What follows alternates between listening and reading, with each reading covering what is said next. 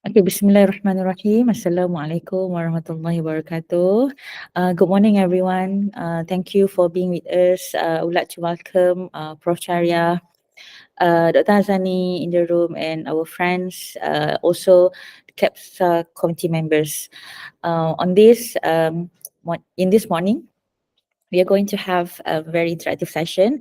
If you've been with us since the past few days for the workshop, we have the first one. We have started the series with writing a research proposal by Prof. Faiza, and then the next one we proceed with how to define your research proposal. And today, as you see, there's a flow to this.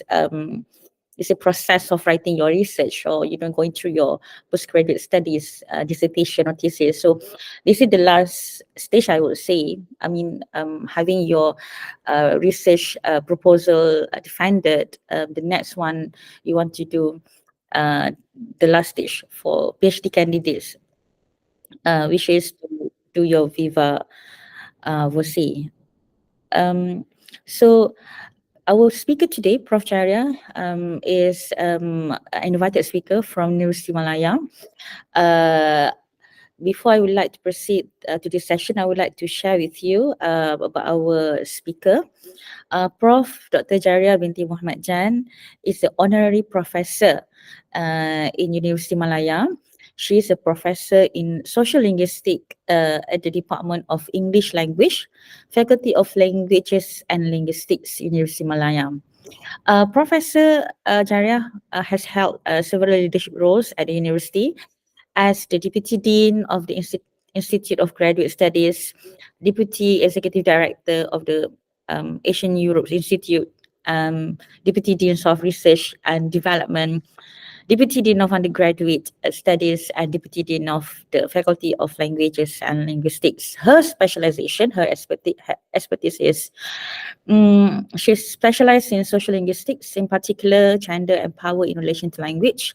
Her recent work focuses on pragmatics, leadership courses, and relevant genders and ethnicity in the workplace and academic concern. If I were to read the CV, it would be like a very long list. It would take me days to read it, because um, uh, it is such an honor to have a professor with her experience and vast of knowledge in the field. As I can share with you, among her key responsibility that she has as a lecturer is she's the head of research and publication unit, Faculty of Languages and Linguistics. Prof also panel member for master dissertation for the students, postgraduate students, and she's also the chairman and designer for PhD thesis. Prof also is part of the I will say panel for the interview for the program Penajaan Cuti Belajar Bergaji Penuh CBBT for higher institution and the non-academic staff in higher institutions. And she's also the chairperson and the committee member for Viva Voce faculty, the Faculty of Languages and Linguistics. So um, if I were to say with you, we have an expert with us today. So with this opportunity, I would like to welcome Prof Jariah, and I would like to invite all of you to be interactive and ask many questions as possible, if when we have the time. But for today, we would like to start our session with having our speaker to speak. The floor is yours, Prof. All over the place. Thank you. Thank you. Thank you, Atika. It's a pleasure to be here. I was actually attending the session yesterday, Dr. Azani's session. And just to find out, the procedures and how it's, the session is carried out. So anyways, thank you for the lovely introduction. So Assalamualaikum. Very good morning to everyone here.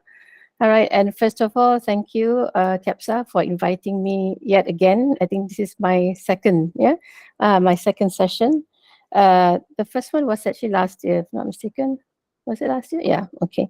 And it's always a pleasure, for me to meet up, with staff, yeah, early career researchers as well as postgraduate students to share my experience and knowledge, yeah, particularly those who are, in their journey, yeah, their journey, where at the end of the day, hopefully they get, yeah, the degree, whether or not it's master's or PhD, yeah, at the end of the day. So I have been given this particular title, yeah, which is your Viva, and hold on a minute, yeah, okay. Okay, right. So I think I'm gonna share my slides. I think it'd be better that way. Okay, just bear with me for a second, yeah.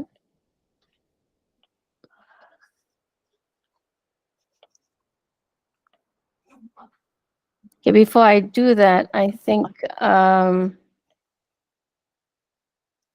hang on. All right, can you see my slide? I will just put it on slide mode. Your slides. Yeah, can you see my slide? I can only see your Oh, face. okay, hang on. Hang on, yeah. Mm, mm,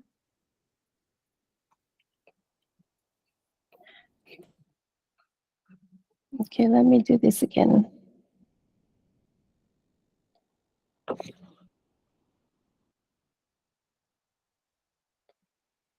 Okay, I think I'm going to switch off my video. Otherwise, you can see my my face up front on the screen. Prof, do you like me to share? I mean, And it's okay. I think I can do this. Hang on.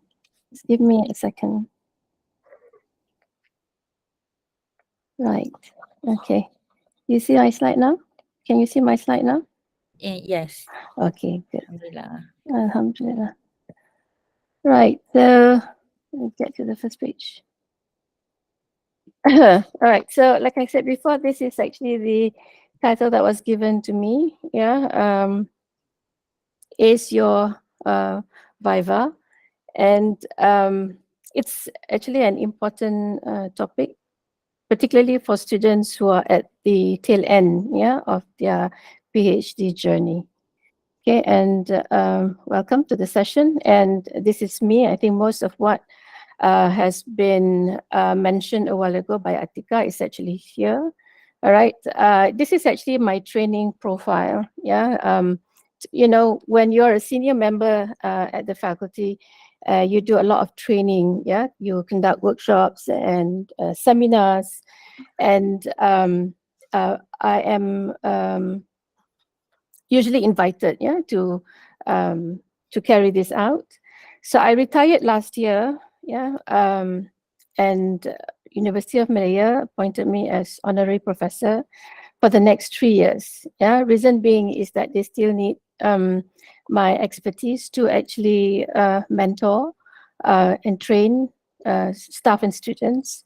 And with the appointment, I am also able to supervise students, particularly my own, as they are at the tail end, yeah, of their PhD journey. So apart from that, I have also been invited from various universities to be their external examiners, to be on panels, to look at curriculum, and of course to talk about research and publication, as well as training staff and students, yeah, in those areas.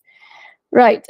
So in terms of leadership roles, like what Atika mentioned, I have had various experiences in leadership or in admin, yeah, in various PTJs. And at the tail end of my career in I was appointed as Dean at the Faculty of Languages and Linguistics. In terms of academic qualification, yeah, both my first and second degree were actually from the US, yeah, as you can see in the slide. And I did my PhD in at the faculty in the area of sociolinguistics with a 3-month attachment at the University of Lancaster, UK, where I spent the whole 3 months crunching data, yeah, and analyze and write up my chapter 4. And I'm also a certified HR DF trainer. What it means is that I've got this certificate whereby I can actually train, yeah, people from the industry and so on. In terms of courses taught, yeah, those are the courses that I've taught throughout my service in UM. Um, and thus far, I've graduated 15 PhD students. Two have already submitted, awaiting for their Viva. And another two hopefully will be submitting either end or early next year. And I've also graduated 45 master students. And some of the things that I've done at the faculty is actually listed here also. Yeah, the important ones would be to create and design, yeah, the programs that we conducted at the faculty.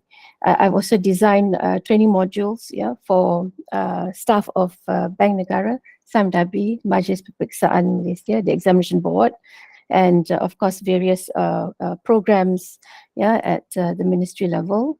I've also engaged in field research, which I love. Yeah, going out there and you know, meeting up people and get their responses to the questionnaire and my interview questions and so on. I've also published my research work in index journals, books as well in local and with the local and international publishers. So if you want to know more about what I've done, you can always Google me. Yeah, UM is such that our CV is actually an open book. Yeah, you can just uh, access to it, very very easily. All right, so moving on. There are a few things that I hope that at the end of this course, yeah, participants would be able to achieve. Yeah, one is to be able to understand what is Viva Voce. Yeah, to the postgraduate students to prepare, yeah, for the Viva academically, physically, and mentally. Yeah, and to be able to present well during the Viva presentation, and to know what needs to be done after the Viva session. Okay, so basically these are the things that I will cover. Yeah, this is my session plan for today, and I believe I have until 12:30 followed up by Q&A. Yeah, Atika. Sorry, mute. Yes, Prof. Okay. We, Yeah. as usual, we will have the Q&A session at the end of At the your. end. Okay.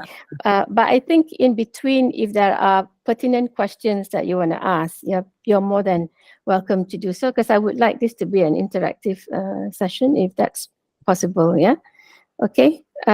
So even though I have been asked to just talk about,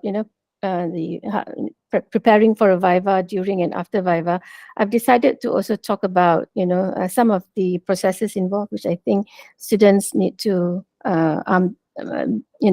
students need to know about. Yeah. I particularly like this, yeah, from Radcliffe, where she said that heading towards submitting a thesis is a massive achievement, but it's not the end of a journey, because next, the student needs to prepare for the grueling hurdle intellectually, that is the Viva. All right, so writing is one thing, but presenting it is another. Yeah, and usually it's it's quite an experience actually to present your work. Yeah, because you've been working on it for so many years. It's literally your baby, isn't it? So sometimes students do not want to let go. Then even though the supervisor said go ahead and submit and get ready for your presentation, but somehow or other there are students who just say that they're not ready and they want to hang on to it, that kind of thing. And come what may, you need to go through the Viva session, yeah, like it or not. So what does the Viva Voce mean? All right. So there are various ways in terms of how you pronounce this, because if you look at what I have on the slide, it is actually derived from medieval Latin, yeah, and what it literally means is that with the living voice, meaning there's some kind of your an oral and speech, some kind of delivery, yeah, of what's in your mind to the audience, yeah, whoever they may be, and we will talk about that in a while. But the way you pronounce, because it's you know, it's medieval Latin. Sometimes we pronounce it as viva voce, yeah, voce. Italian actually, yeah, viva voce or viva voce, yeah. So either pronunciation is fine, okay. But you hear most of, you know, most of us refer to this as just viva. Okay. So what is the viva?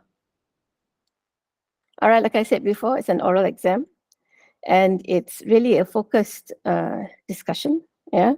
And what went on during this particular discussion is that examiners take turns, yeah, in asking questions. And of course, when questions are asked, students are obligated to respond, yeah, in order to demonstrate that there's sufficient knowledge of the subject matter. And of course, students need to defend and show, yeah, to the panel of examiners what she knows about the research, yeah, that is being examined.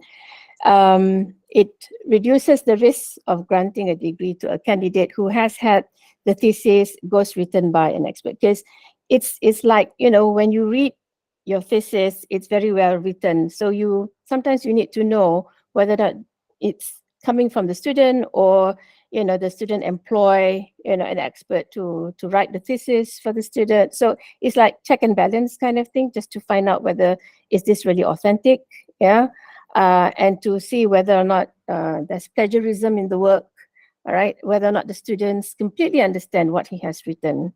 Okay, sometimes you write one thing, but when you respond, you don't seem to be able to grasp the meaning of what you have written. And this happen, yeah, sometimes it happens. So it's matter of checking and getting clarification from the students, get the students to explain, yeah, what was actually written in the thesis. Am I okay so far? Yes, Am I, very clear. am I going too fast? I've got Yeah, tendency to this go too boleh fast, yeah. boleh tak reaction. Oh, okay. All right. You're No, doing just well, nice, Prof. doctor. Don't worry. Okay. All right. I know that this, oh, it come from this word Latin. Yeah, Yeah, it I is. can explain. Yeah, so they say viva voce, that kind of thing. I don't know how to pronounce it. I have to Google it up, Yeah, viva voce or viva voci, you know, it depends on which part of the world you come from, I suppose. All right, so I would like to carry on by saying that every doctoral research is expected to defend their thesis, yeah, through an oral test, that is the viva, yeah. And so to discover how to prepare your PhD viva and to ensure you really make a good impression on the examiners is super, super important. All right, so throughout the session, I'm going to describe, yeah, some of the most common things to consider and perhaps to remember, yeah, when preparing for your very own PhD viva.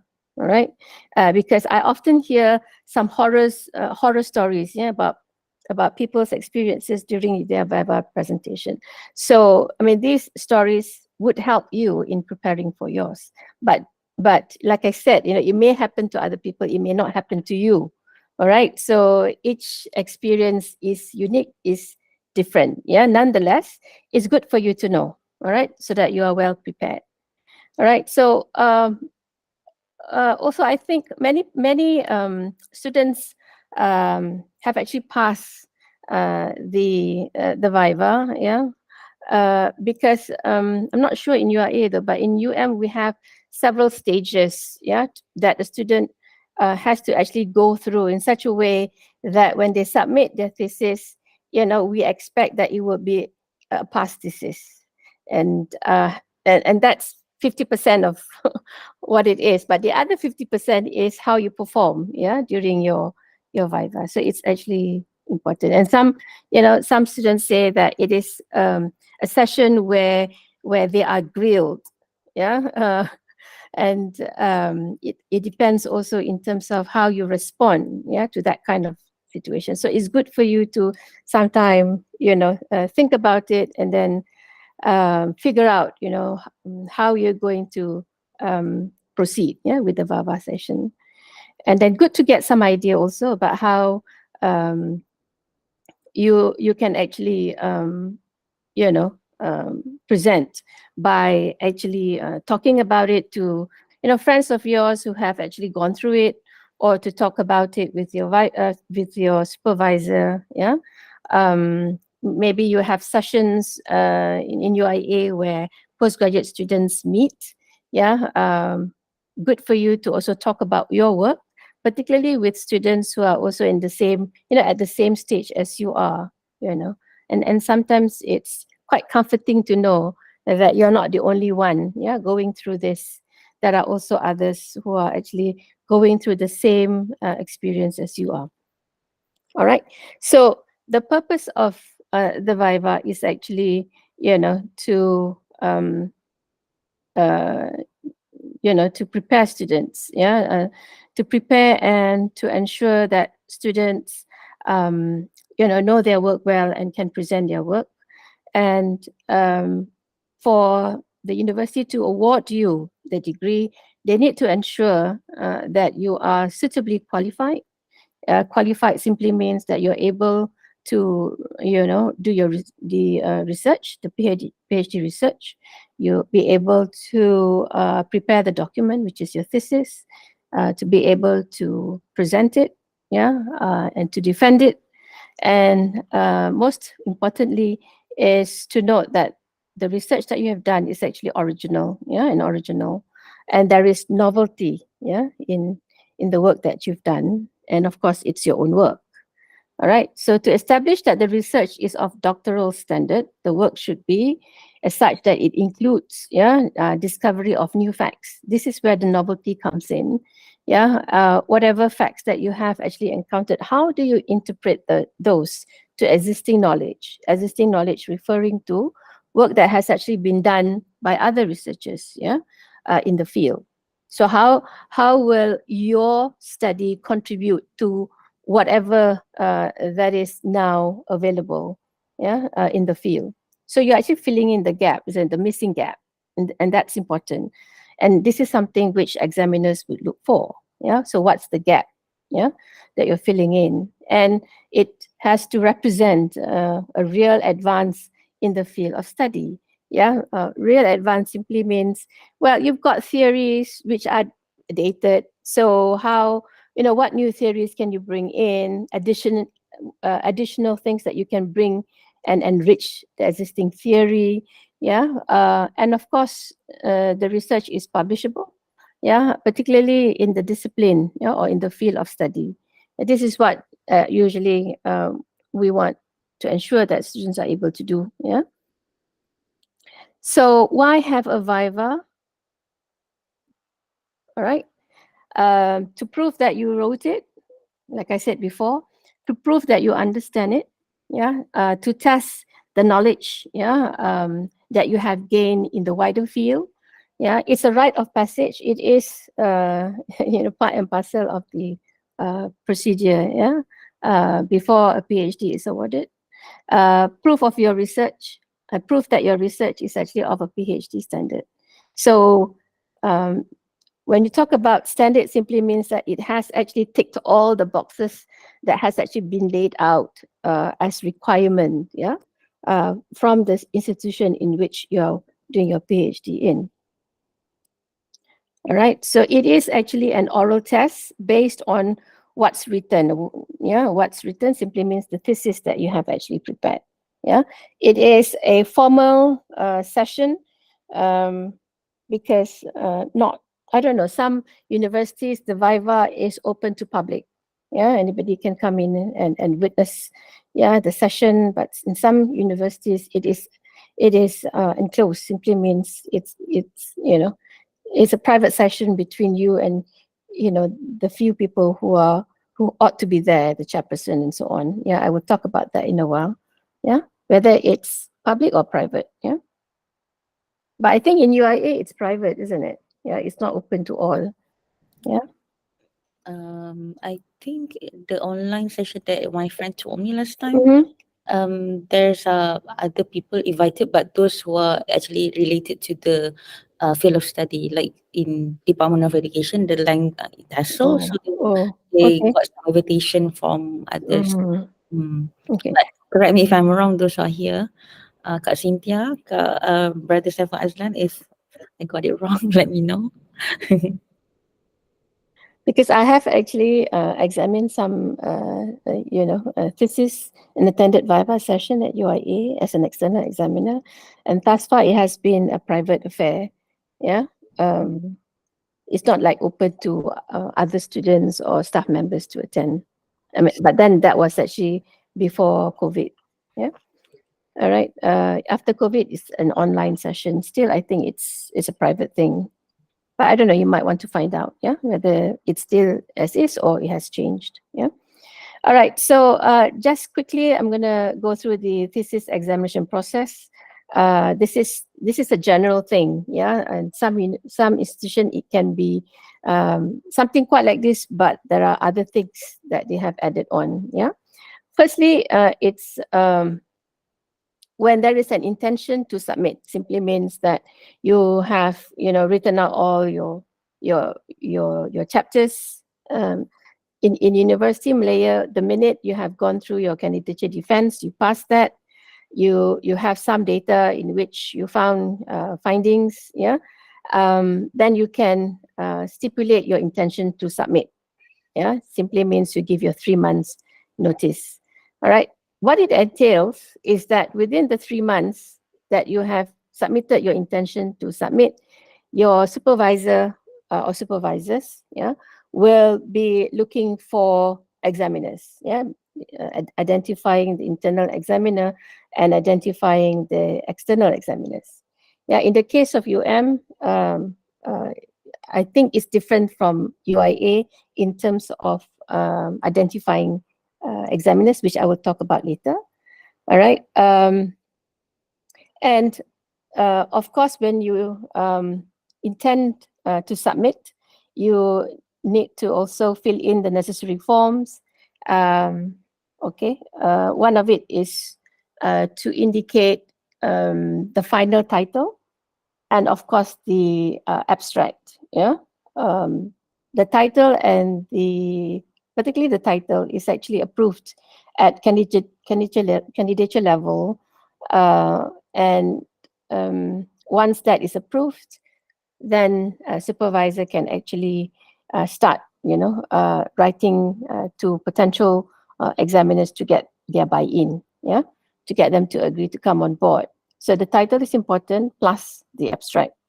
Yeah. So within 3 months, the selection of examiners have to be done, and all the paperwork will be carried out. Now they will, I don't know, certain processes is involved actually. Yeah, when it comes to paperwork. All right. When you submit your thesis, yeah, for examination, in UM, I think you also need to submit your turning-in report. For UM, it used to be 5%, but now they have increased it to 10%. What about in UIA? Do you know? I'm not very sure about this one, but I will check with my lecturer. Yeah. The Azari just informed me that Viva session at IUM is, as you say, in private. Okay. Mm. All right.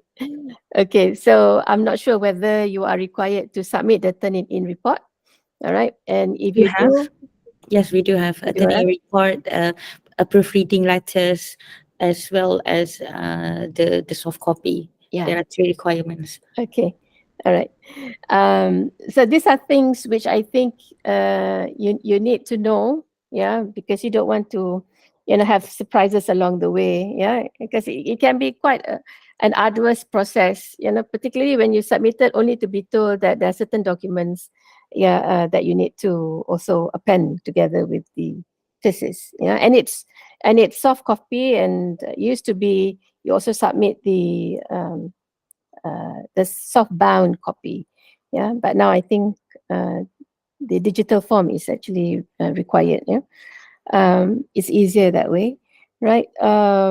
Unless the examiners requested for hard copy, then the hard copy will be given. Yeah.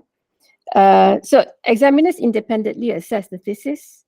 Yeah. Once their reports are in, then PJ office will arrange for the Viva session. Yeah. So Viva is the defense. It's not an exam. It's a defense, right? It gives you an opportunity to actually talk about your work, explain, justify, clarify what you've done. Yeah. Based on questions asked. All right. So the decision is actually given immediately, yeah, after you have presented your Viva. All right. So as far as the examiners are concerned, question is who selects the external and internal examiners? So the practice in UM is that the supervisors can actually make suggestions. Yeah. Um, and for me, I think I would go through my students' work and I will ask my students in terms of who are the experts in the field and who do they cite always, particularly with regards to the framework that they use, the approach, and so on. Yeah. So from that pool, yeah, then we will try to contact these experts to see if they are willing to come on board, based on the title and abstract given. For UM, the internal examiner will be one of the experts in the field at the faculty. The other two will be the other two external examiners will have to be from top 100 universities, outside Malaysia, right? But now I think local professors are also allowed, but then again with approval from Senate. And then we have Simpanan. We have another external examiner who is on reserve. Yeah, in case one of the examiners couldn't make it, then the one who is in the reserve list will be then contacted, to examine the thesis. All right. So once you have identified, the examiners, you need to obtain their CV and so on. So there are lots of documents that supervisors need to complete to submit to the higher degree committee, JKIT, and then after that, it will then be presented at faculty level.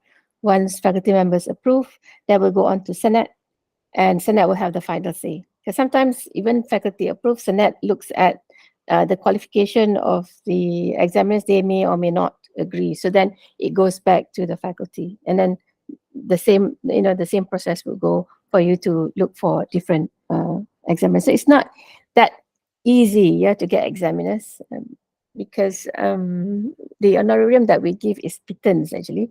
Now with the very low exchange rate, so not many of them are free, to read the thesis and do a report out of it. But if the supervisor is one who have good network, and collaboration, with experts in the field, local and abroad, it makes the process easier. Sometimes you approach your partner, someone from your partner university, they may or may not be able to agree, but then they would recommend someone else. So that's how it is. So usually for me, my experience is that for me to get the examiners, I would have to approach about 20 to 25. There are lots of rejects. Wow. So That's it's tough. I mean, you're at their mercy actually, and it depends on the timing. Timing in which you contact them, because in the West, summer season is when they don't work. They would do their own research and they don't want to spend time reading thesis. So you need to plan with your students, and maybe you might want to plan with your supervisors in terms of when is your submission date. It's good for you to submit, say, for example, about this time, so that by the time they come back from their summer vacation, they are available to read your thesis. But if you submit your thesis, at the end of the year, or sometime in March, it's going to be difficult for you to get them because they'll be going off for their summer vacation. Yeah. So, anyways, while you've sent out all the 3 months notice and all that, so it's good for you to actually look at these potential examiners. Now in UM, students wouldn't know who their examiners are. We don't tell them. It's confidential. Yeah. But if the good hint would be that those people whom you frequently cite, and they are the gurus, they are the experts, chances are they will be the ones, to be examining your thesis. All right. So it's good for you to find out more about, these experts through peers and maybe other academic staff at the faculty. Apart from your supervisor, you can also Google them, read their work, cite them. Yeah.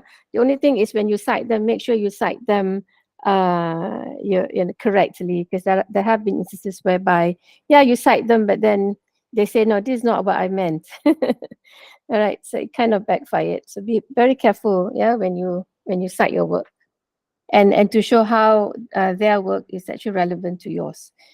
Okay, and think about how the thesis relates to their work.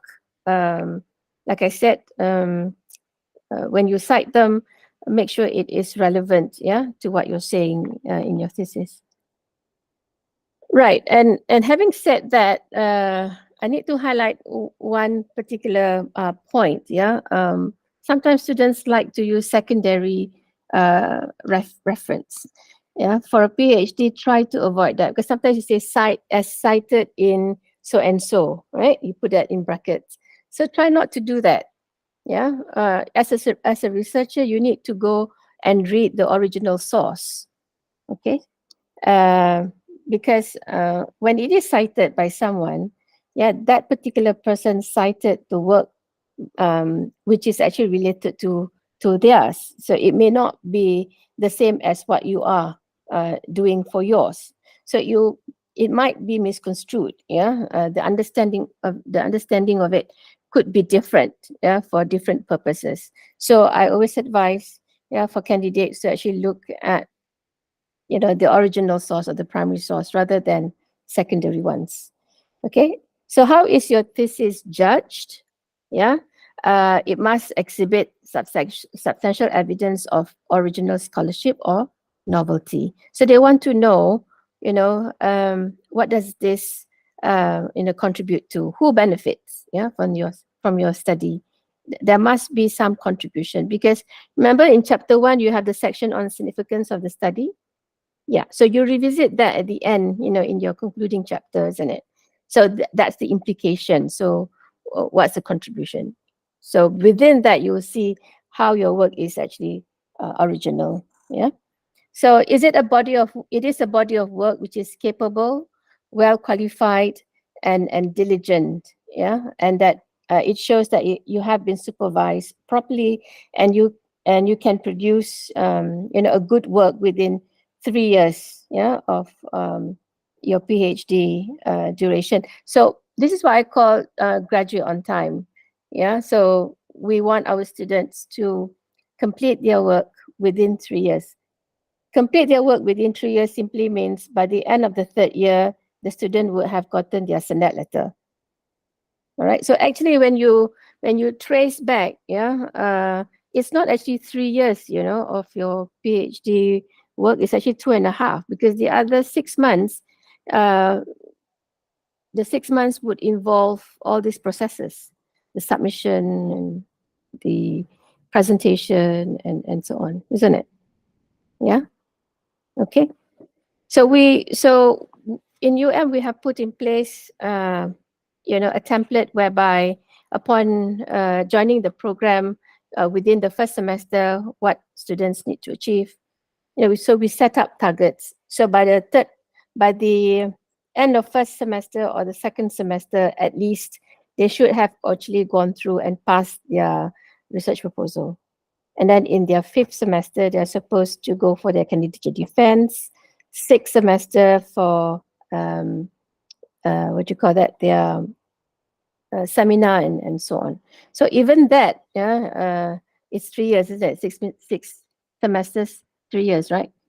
So that's, you know, um, like I don't mean to put pressure on you, That's short. but yeah, but we have been, frequently reminded, yeah, especially the supervisors, yeah, to keep track on students' progress. So, Mm. lucky or not, your supervisors are also pressured by this. Okay. They want to make sure that you finish within the time stipulated. Yeah. Okay. But whatever it is 3 years, hopefully. Yeah. For full-time student. But if you're taking part-time students, then it's something else, isn't it? Yeah. There's a lot of things that get into way. All right. So how is your thesis judged? There is a checklist. Yeah. At least I would love to refer to this as a checklist. Original work, I keep on repeating it. Yeah. And then one way to ensure that the percentage of similarity is within what is allowed, you constantly use the Turnitin software to check. All right. I like the Turnitin software because it tells you where sources are actually taken from. Yeah. That it's worthy of publication, adequate knowledge of the field, critical judgment. It has to be looked as if it's a 3 years of work. Okay, I would like to elaborate this a little bit. So when it comes to PhD, there is a word limit, isn't it? Yeah. So what's the word limit for a PhD thesis? Do you know? Anyone? Anyone here? PhD candidates? The PhD students? 300. 300,000. Oh, wow. Understand. No. That's too much, isn't it? Huh? How many? Who are the others? Kak Sin, how many? Do you ingat tak? Dr. Azani here? Razani has to go out for a while, but he'll Oh, come back later. okay. 100,000 words is 100. pretty much okay. Yeah. All right. In some universities, the minimum is 75K. Is it 200,000? 200,000. In some universities, up to 200,000. Yeah. Minimum for UM is actually 100,000. Wow. Yeah. I wish I Uh, could see. yeah.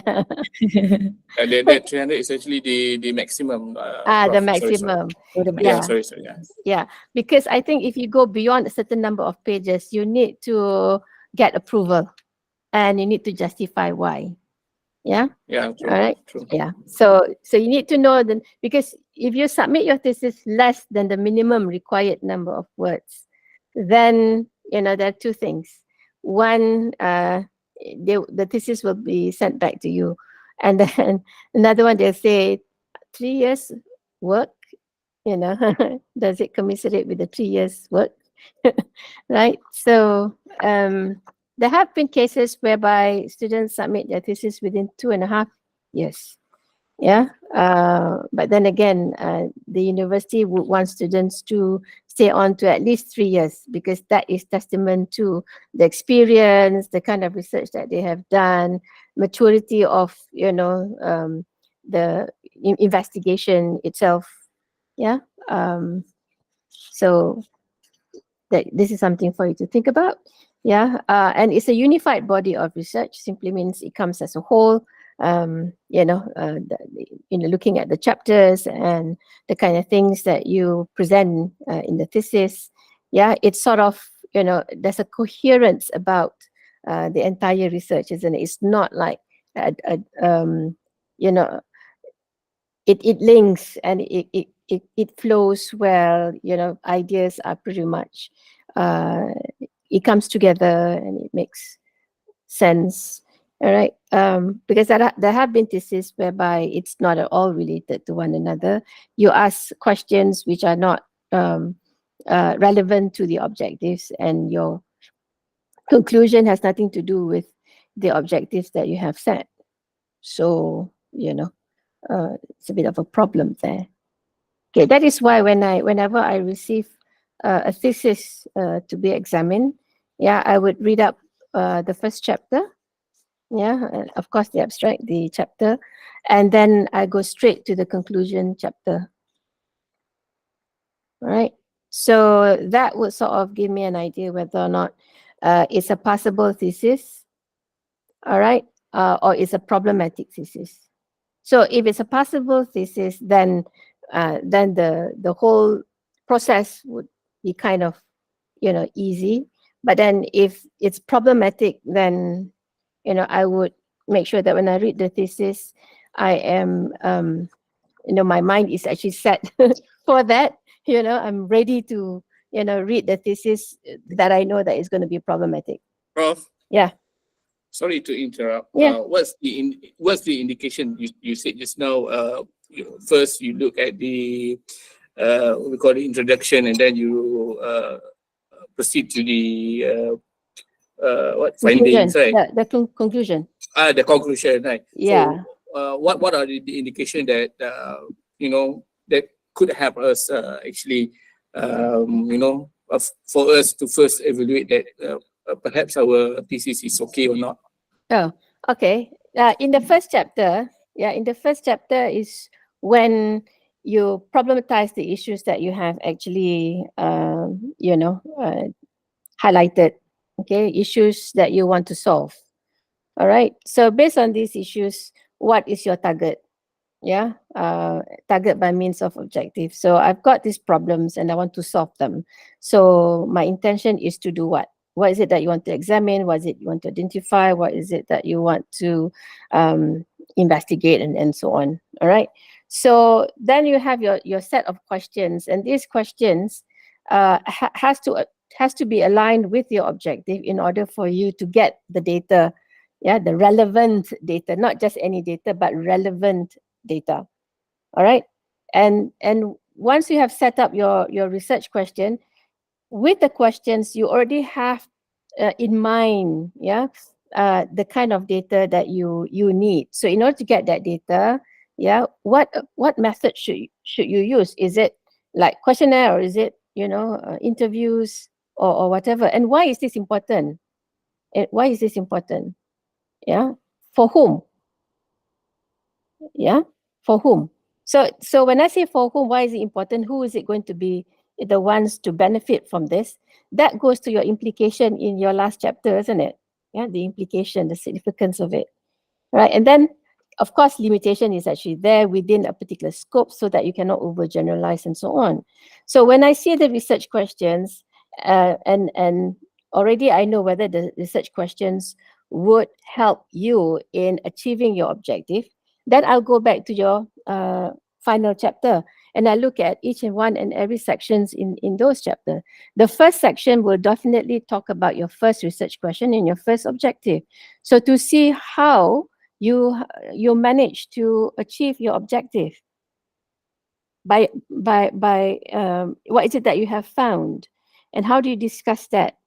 And then in that discussion, you mentioned that, okay, this is what you have done, and therefore you've got some findings, and this is how you solve the problem. The first one. And the second one, the same thing. Yeah. So by using those methods that you have actually identified in chapter 3, all right, how have you managed to get data, and that data tells you that, you know, this is how you have achieved your objective too, and so on. So if you ask questions in the first chapter, and those questions are answered by way of how you highlight, you know, the findings and discussion, then I know, and it's aligned, then I know that you have fulfilled. Yeah, you have actually achieved your objective. But if you ask a question but your answer is different, that's nothing to do with the questions that you ask, I don't think you have achieved your objective. Right? And then chapter 2, chapter 3, and chapter 4 will just tell you how, yeah, the processes involved for you to have that kind of a finding and that kind of your, you know, what do you call that? How you achieve that objective that you have set at the beginning. Yeah, the framework. Yeah, whose framework you use, and then who are your participants, what method you use, and then how do you implement those theory or framework to the data? How do you discuss the data, discuss or highlight the findings of the data, and so on. All right. That's how I look at it.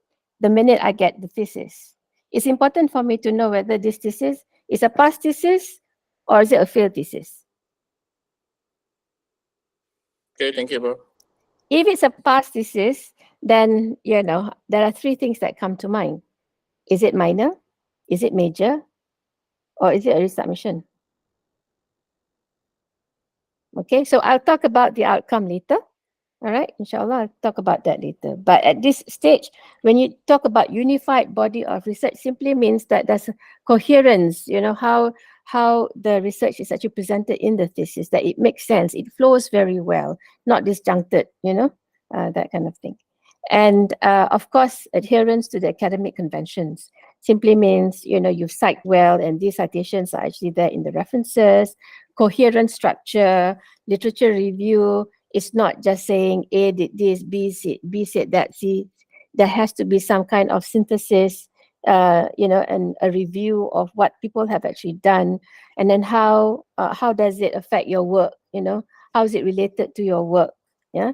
By saying A did this, B did that, how will that? What is that understanding? The understanding of A and B. How will it affect your work? Are you going to refer to their work, their framework, or are you not? So at least it's knowledge that you have learned by reviewing, other people's work, and which ones are actually relevant to you. Yeah, relevant. In what sense? Is it relevant because of the method? Is it relevant because of the framework? Is it relevant because of the community of practice? What? How is it relevant to your work? Okay. No point reviewing works that have nothing to do with what you're doing, isn't it? Yeah. So there lies the difference in using bibliography or references at the end, of your thesis. If it's references, simply means that whatever works that have been cited in your thesis, the reference are actually there. But if you say bibliography, any work cited, any work you have consulted are actually listed in by bibliography, but it doesn't mean that it is cited in your thesis. All right. So if you ask me as a supervisor, I would rather you focus on references, because these are the works that you have been referring to, for your work. So, and then at the end of it all, your conclusions will have to be clear. But sometimes it's an anticlimax. You've done a lot of things, but then your conclusion chapter is just about 5 pages. I said, what's this? It has to be robust, because your conclusion is very important, because it wraps things up, isn't it? So it has to be carefully crafted, in that sense. All right. Okay, so how do you make sure your thesis is any good ahead of the Viva? Okay, this has something to do with your question a while ago, yeah? How do you know? All right. You can only know when you talk about it. Okay, get lots of peer and other professional feedback. Attend sessions, at the university or the faculty where postgraduate students come together, talk about your work, because sometimes, it's good for you to know what other people are doing, because while discussing, you might get some ideas. You might think that, oh, okay, good that she mentioned this, because I've done it. I know I've done it in my work. Oh, she has done that. How come I didn't think about it? And then you go back and you read more about it. You see? So then you can gauge in terms of what you have done against others, whether you've done it the right way or otherwise. Yeah. And then professional feedback simply means if you have, say, invited speakers, from abroad or local, there is a workshop or seminar, then during tea time or after the presentation, make a point to go and meet them and talk to them about what they have done, and then bring up your own work and say, oh, I'm doing PhD in this and I'm using it. Do you think that, so that's a good platform, for you to get advice and get feedback, no matter how small. So I advise you to also attend and present conferences, at conferences, After your presentation, there'll be Q&A.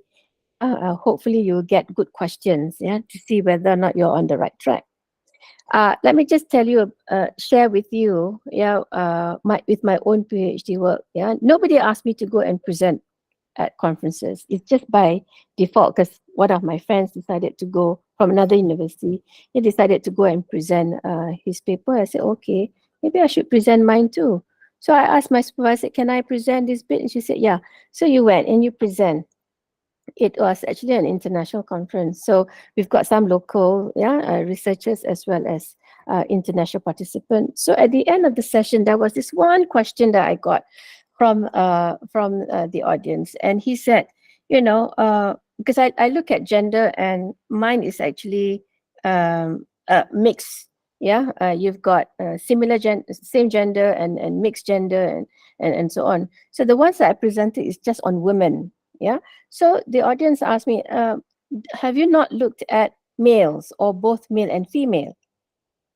And I was so happy, when he asked me that, guys, because I said, yes, I look at all males, I look at all females, and I look at the mixed group where you have male as majority or male or female as majority. So it's comforting to know that I have actually done it, except that I'm not able to present all. In this conference, I'm just focusing on that all female group. So this kind of feedback is good because it tells you that you're doing the right thing. Yeah, just to give you that example. So attend conferences, present your work, and then once your work is presented, go publish. Send the papers for publication, whether or not it's index or non-index. Yeah, I'll talk about publication later.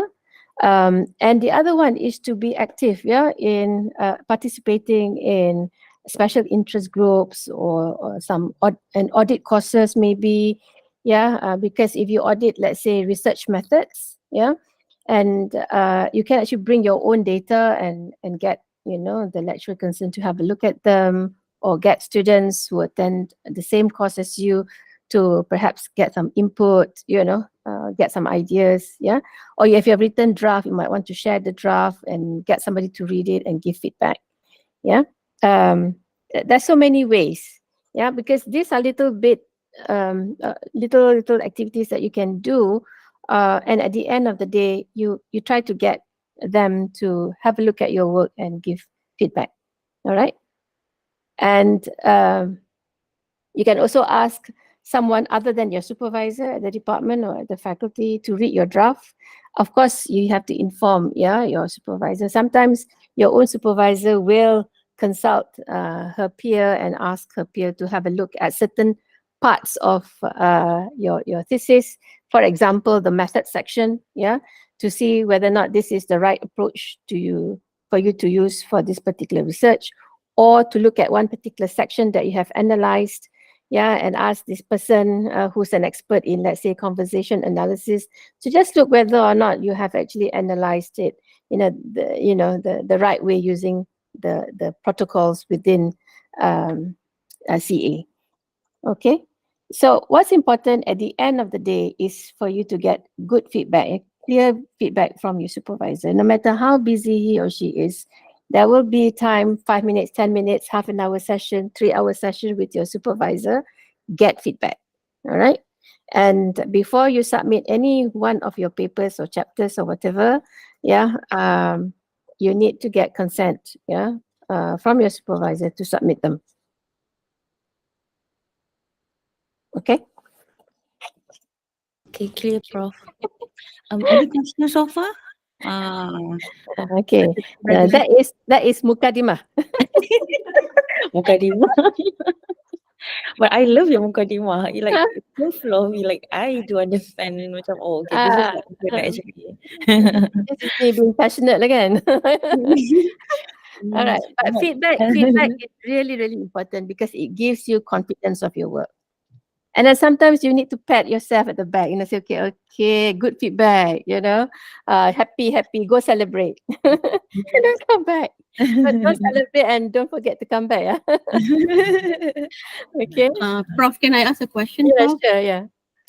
Okay, talking about feedback, let's say, for example, I have already sent my work to publication, Mhm. and then there's a written Very good. feedback Yeah. from their part. Yes. And so I'm sure, I mean, that also count as one of the feedback, right? Yes, of course. Yes. Yeah, Yeah. okay. Okay, Except then not. I'm happy Yeah. because the feedback was very positive. Very good. Alhamdulillah. Now, Alhamdulillah. don't forget, you know, the fact that this is actually a portion of your data that you have actually extracted, right, from your thesis, and you Yeah. send it for publication, you get feedback. Don't forget to Mhm. go back to the thesis and make the amendments based on the Yes, feedback yes. that you receive. Yeah. Sometimes students forget. They see Mm. this as a separate exercise when in fact it's actually the same. Okay, it's just testimonial from your reviewers saying that, okay, this bit is okay, but you need to elaborate further. This is unclear, make clear, you know, that kind of thing.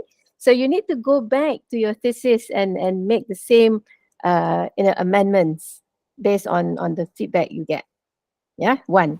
Number two, all right, you don't want to self-plagiarize yourself. You get what I mean? What does Okay. it mean, Prof? You don't want to self-plagiarize yourself. Simply means that, okay, your thesis is not completed yet. True. Mm. Yet part of the data you have actually used for publication. So when you run it through, turn it in, will it not be similar? Ah, Right? see. Yeah. So be very careful with that, because there have been cases whereby, you know, the similarity index were quite high because of this. Yeah, but the students say, actually, it's my work. I send it for publication. Yes, but there are ways in terms of how you can actually exclude that. Yeah, from the thesis proper, and then you send it for turn it in. So work closely with your supervisor, because at the end of the day, supervisor has to also come in and justify and help you out. Is that a question? I just want to say that when you say that your chapter 5 have to link back to chapter 1, I'm really glad that you pointed it out. Mm. Because Yes, of sometimes course. like macam I wrote my chapter 5 last time. It Mm. was nonsense after like uh, you know, I didn't know what did I wrote. So when I got the Uh, correction, I have to rewrite again, and you mention it all. yeah, That's yeah, why. Okay. yeah. So Thank you. so so chapter 5, you know, the way you structure your chapter 5, you know, has to be in what do you call that? Has to relate to what you have in chapter 1. For example, you have 3 research questions.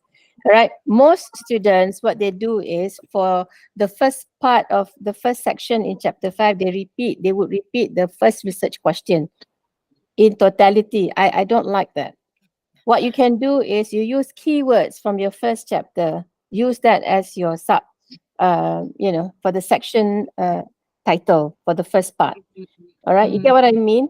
Do not yeah. repeat your research question again in your chapter 5. Use keywords. So, for example, you say, you know, the first objective is to identify what are the strategies, right? So, your question is, what are the strategies used? So in 5.1 is introduction, 5.2, then you can say strategies for what. So the minute you use the keyword strategies, you know that it is related to your first research question in Mm. answering your first, achieving your first objective. So use keywords. Do not repeat the whole question again in your chapter 5. I mean, it's just an art, how to be a bit creative, yeah. And Mm. examiners appreciate that. So for chapter 5, first section is introduction, second section is RQ1, yeah, and the third section is RQ2, the fourth section is RQ3, followed by your implication or contribution or whatever, and then recommendation. Finish. That's it. Mm. All right. Thank you, Prof. But So, the implication part, you need to refer to the significance of the study in chapter 1. Yeah, it's an elaboration of what you have found that is important, and it is important to whom? Yeah, to the participants. You have to give back. Yeah, give back to those who have participated in your research. They have to know what you have found. How are you going to help them? yeah, to I don't know, to improve or whatever it is, yeah, depending on the nature of your research. And then who else will benefit? The educators, maybe the teachers involved, the educators, the community of practice, maybe. And then if it has to do with policy, maybe the ministry or the government. It goes bigger and bigger, isn't it? The society as a whole, contribution to the theory, the field of, of studies. There's so many things, right? So don't forget, because Um, that chapter 5 is a very important chapter. Otherwise, it's just an anticlimax. Okay. All right. So moving on to the next part is preparing for a Viva. Prof, I'm Yes. sorry. There's one question from our sister. She's raising her hand. Mm-hmm. Sister Sumira, can you please ask away?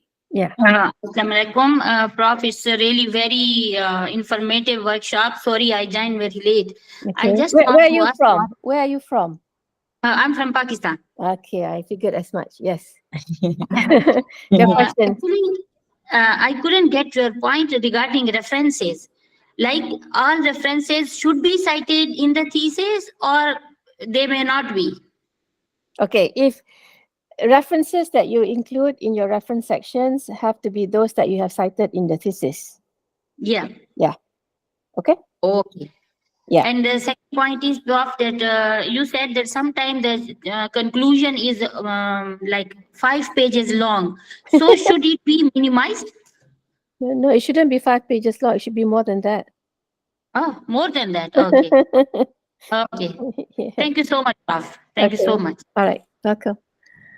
Okay, so preparing your Viva, yeah, of course you start preparing for your Viva once you have submitted, yeah, your thesis for examination. You by then you have already submitted your 3 months notice or 3 or 4 months notice, yeah. So within the 3-4 months you have time to prepare. All right. So some students when they submit, they say, oh, they panic. So what do I do now? What do I do now? Okay, so you have to start, yeah, to practice. One, breathe in and out, be as calm as you can, yeah, because sometimes you don't know when your Viva will be, isn't it? It all depends on when the reports are in. So usually when you submit, yeah, when the office, not you, when the office submits your thesis to the examiner would usually have about 45 days in UM. I don't know I don't know how long it is in UAE, you need to find out, yeah. For UM, it's 45 days. So within the 45 days, the external examiner needs to read and prepare the report, submit the report at the end of the 45th day. Right? In some universities, they will give about 2 months or 3 months, depending. All right. So at least you have a rough idea how much time the examiners will read your work, prepare the report, and when the reports are in, then they will start calling all the relevant panel members, get a date where everybody can attend, and then they will set the date. They will let you know that is when you go for your Viva. Okay. So within the 3-4 months, you need to, in your be calm as you can and find ways, to focus on this. All right. So the first thing is actually you need to, keep up with the readings. Yeah. Find out from the internet or books or whatever works that have been published, the latest, that have been published. You may not include them, but when you submit them, maybe they have not been published, but after you have submitted, you knew that there are some new publications. Keep abreast, read, so that when you go for your Viva, these are some things that you can, perhaps mention, new things that you discovered, if necessary, So read recent publications, those that are related to your research. You can also continue attending seminars. You can also volunteer at the faculty to talk about your research, and get continue to get feedback from others, and most of the time, students upon submission of their thesis, they start work on their papers. I know some of you here, while still working on your thesis, you have already submitted, which is very good. That's how it should be, To me, the minute you have done your literature review, you can actually work on a paper based on that review. All right. And then when you get some data and analyze some data, you can always start write a paper focusing on your first research question, finish, and then you submit the paper. At least, by the time you go for your Viva, you would have at least one publication, if not two. Okay. And then you focus again on those researchers whom you have frequently cited, because chances are they might be your external examiners. So read about their works, yeah, and how relevant those works are to yours. Okay, so how do you prepare for your Viva? There are 4 things: plan, predict, practice, and perform. Right? So you plan, you re-familiarize yourself with your thesis. You have to know your thesis inside and out. So you predict possible questions that people might want to ask. See, the point is, if you go for conferences already, if you have presented papers or give seminars, you pretty much know what kind of questions, and you have that experience already, isn't it? That people are bound to ask questions after you have presented your work. So that gives you some idea in terms of what kind of questions the examiners will ask you. Then the third one is practice. Yeah, think about how you want to express yourself in the Viva. How do you stand, your gestures, and what is it that you want to highlight in your presentation? What kind of examples do you want to show? Yeah, you cannot show all your extracts, all your examples. You need to select those crucial ones. Right, so you can then start preparing your slides and practice presenting within the required amount of time which is given, and then of course the performance itself. The performance itself. So in the next few minutes, I'm going to talk about each and every one of these. So the first one is plan. So like I said earlier on, reread your thesis, make notes. Sometimes you can post it, at relevant places. What are the main points in each chapter? So in each chapter, how many sections are there? Amongst these sections, which ones are actually crucial? So when you read your thesis with certain criteria in mind. Criteria in which examiners will focus on. We will talk about this later. And then be familiar with the references that you've cited. Okay, because sometimes examiners will ask, okay, you've cited this person's work. Why is this important? Yeah. So at least how to respond to that. Keep up to date with the latest research ever since you have submitted your thesis. Identify weak points, so that you know where the faults are. All right, because sometimes when you write your thesis, you know that this is something which is iffy, because not much work have actually been done, and based on those little work that you have found, this is what you think, and this is how you present. Or this particular researcher has actually produced works which is difficult to understand, all right, but nonetheless it's significant to your work. So if, for example, the examiner asks you about this, how will you address it? So your weak points, all right. So they may or may not be faults, but then these are things which you may not be as confident as compared to others. So no matter how big or how small it is, you need to know how to defend it if it's asked. All right. So sometimes by sharing this with others, your supervisor or any other academic staff, maybe they might give their take on this, different insights, perhaps different input. So that would expand your horizon a little bit more, and then show that you'll be able to overcome this. And then you need to prepare, arm yourself with possible responses. If it comes out, how are you going to engage in this debate? And how do you tackle this? Because you do know that it's a weak point. So focus on that, yeah. Because the minute you know how to handle that, I mean, you go in the Viva with confidence. Yeah, that's very important.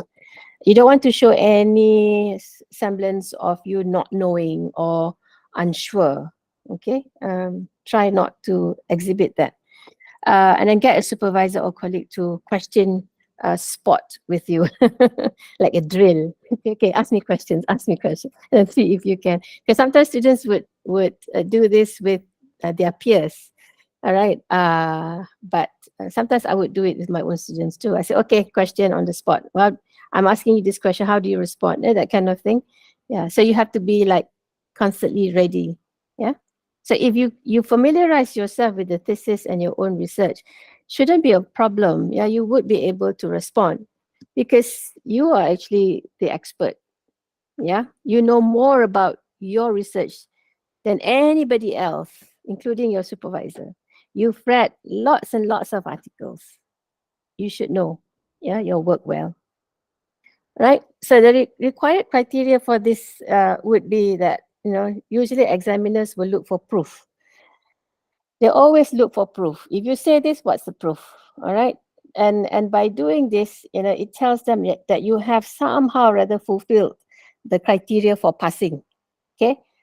One, they need to see proof that it is actually original and it's a novelty. Yeah. They need to see proof that you have a good grasp of subject matter content, particularly knowledge in the field and the literature within the area of study. Yeah. They need to see that you have demonstrate some critical judgment based on works that you have read or reviewed. Yeah. They want to see certain data that you have gathered, the way you analyze it, that this bit of data that you have discussed, analyzed, highlight as findings are publishable. All right. That it's a unified body of work, chapter flows, yeah, smoothly from 1, chapter 2, 3, 4. It tells a story, yeah. It's coherent as a whole, and it's an easy read. All right. And as far as Viva is concerned, it's satisfactory presentation, no problem at all. That's what examiners look for. Yeah. Right. The second bit is actually predict possible questions. So keep on telling you whether it's original. So with this, the question would be perhaps what is your research about? Yeah. Then you talk about your research. From there, they will see, what's new that you're presenting. Summarize your key findings, identify common threads, common questions addressed within the literature that you have read, yeah, works that you have cited, that they are actually relevant. Now, when it comes to cited work, yeah, before I forget, now there are those who would refer to, reference that are way, way too early, like say in the 20s, in the 30s, yeah, and then it doesn't seem to move on from there. All right. Now, in literature review, it's okay if you were to go back as early as, in 20s or 30s, because that's the beginning, say, of that particular field. Right? But you need to show along the way how this particular field or idea or concept or theory has actually developed over time by discussing relevant studies, how researchers over time has actually improved on the theory, add on and work on different contexts and find different findings and stuff like that. So you have to show some kind of a development. Yeah. But if it stagnates, I mean, you just stick to that particular era and not move on, then your work is actually dated, isn't it? So what's new in the field? All right. So that's why you need to also take note of who you cite, and the dates and how these have actually evolved over time. Okay. Novelty. What's the creativity, the innovation? It can be in the form of methods that you use or in the framework that you use. All right. People have used maybe qualitative data but never approach it on quantitative. So this is where you're coming from. maybe, yeah, or different using theories that they have used in the field of education, but now you want to use the same theory but in the field of linguistics maybe. So, you know, a combination of various theories instead of just basing it on one. Okay, so why did you approach the area in this way? Okay, these are some possible questions to see originality.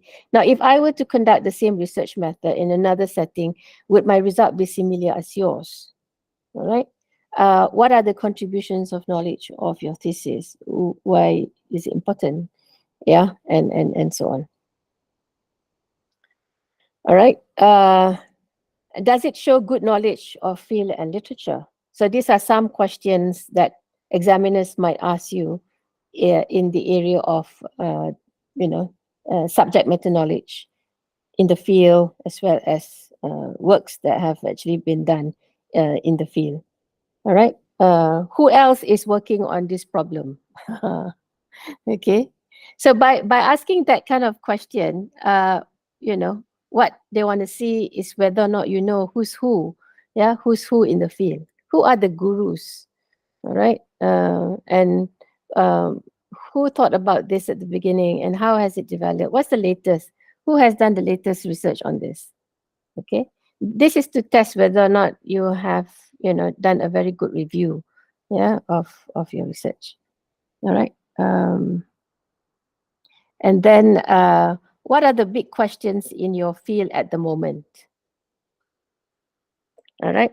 So if you look at the various, the latest publication, you might be able to respond to this in terms of the issues, yeah, and the questions asked, and how the study managed to respond to that particular issue. All right. And then does it show critical judgment? Yeah. When you say critical judgment, simply means sometimes examiners want to know your own voice, yeah, your own thoughts about these things, because these are other people's work that you have actually, read up, and know about. But what's your take on all this? Your voice. This is something which is tough, and in almost all reports that so far that I have looked at, this question has always been there. All right, there's just there's no critical review of the literature. It shows the student cited various works, but there's no synthesis of it. There's no input coming from the candidate, that kind of thing. So this is where you come in, and what's your take on all this, and how are you going to use their work and relate that to yours? So it'd be nice if in your literature review you have what I called a signpost. Yeah, say for example, in let's say in Culpeper's work, yeah, he has used this particular framework, and amongst others, yeah, that you have looked at, and you think that this is the framework that you might want to consider, yeah, for your study. Say so, yeah, say so, that you might want to consider this framework, you might want to consider this approach, because a lot of studies, in the area has actually used mixed method, and this is something that you want to consider using in your own. So when you signpost, you give hints, yeah, as and when you have reviewed, and perhaps give a little summary at the end of the section and so on. Then in chapter 3, it's no longer a surprise, because you have actually give hints in chapter 2. Then in chapter 3, sure enough, that's the framework. So you explain in detail what the framework is and how it's going to be used to analyze your data. And then you can cross-refer to the section that you have mentioned in chapter 2. Right? Same thing with methods, perhaps. You say you want to use CA. Yeah, why you want to use CA? And you can cross-refer to chapter 2, because so and so use CA in their work. And that's why you're using CA too. So by cross-referencing, I mean, that there are links, and that's the unified whole that I'm talking about. Yeah. So so these are some possible questions. All right. Now, be careful with this kind of question. Yeah. How could you improve your work? be careful with this, because if you keep on going, talking about your flaws and how you want to improve, then the examiner might ask, so why didn't you do it? Yeah, why don't you do it? Knowing the fact that it needs to be improved. So be very careful with this kind of question. Yeah. And then what have you learned from the PhD process? This is through your experience. All right. You don't just focus on the negative. You might want to talk about positive as well. Yeah. Right. Okay. And then, is it worthy of publication? So you summarize key findings to see whether or not it is something which is interesting for editors. Editors of journals, they all constantly look for studies which are unique and that has originality and novel. They look at your findings whether or not they are interesting, and this is something which the audience would want to read about. Yeah. So that's a different story altogether. Yeah, with journal editors. All right. So if you have pretty much interesting set of data, yeah. How shall I put this? For publication purposes, what I would advise my students is to portion out the data and to, have target journals for those data that you have portioned out. We talk about references just now. You have a list of references that are actually related to your work in the field, of study. So take note of the journals in which these articles are actually published in. So maybe those are your target journals. And then there are journals which are indexed in ISI or Scopus. Get to know these journals. Yeah, what kind of articles are published in those journals? Whilst there are others which are in non-reference journals, but equally important, to the field. Yeah, sometimes these important journals that are important to the field, they are not indexed for some reason. All right. But everyone who is an expert in the field publishes in that journal, which is non-indexed. All right. So you might want to consider that as well. All right. So that people know that you have actually done this work, which is in the field. And of course, look at books, but particularly those that are published in, Sage or Routledge or Taylor and Francis and all that. International publishers and all that. So look at the kind of data that they have, in those journals and in those books or what have you. So then look at the kinds of data that you have. All right. So like I said, portion out the good data you might want to put aside for index journal, be it Scopus or ISI. But the ones there are findings also, but not as, as important, as significant as the other one that you have portioned out for index journal. Those data you can send to non-reference journals. Yeah. Okay. Question? Is there a question? Yeah, Prof, what is SI? ISI. Sorry, I don't know that. Okay, so it's a social science cited, index. Simply means that they are on the first quartile, in comparison to other journals within the field. Like WOS and WOS, the ISI would be WS, Web of Science. All right, but there are journals which are Scopus, but they are also cited in WOS. That's why I said you get to know the journals. All right. So some journals that they are actually cited in Scopus as well as WOS. So for KPI purposes, if you go for promotion or whatever, you don't want to cite it as Scopus, you cite it as ISI. Okay, because they are cited in both. All right. So so the good data set, you reserve it for ISI, whereas the other kinds of data you might want to portion it out and send it to non-SI journals or have a book chapter or whatever. Okay. All right. So now if you have presented these findings at conferences, where is it, local or international journal? Is the conference very much relevant to your area of study? Don't present papers to conferences which is Rojak. Rojak simply means there are so many other areas involved. It's not like a subject matter specifically relevant to your field. All right. So we would prefer you to attend. Say, for example, you're doing work in pragmatic, so go to a conference, a pragmatic conference. Yeah. Or if your work is on applied linguistics, go to a conference on applied linguistics, that kind of thing. All right. Because it matters. Yeah. And then because you presented in the conference, chances are there's a high chance for you to go for publication. All right. But don't go for proceedings. Yeah. I wouldn't advise that.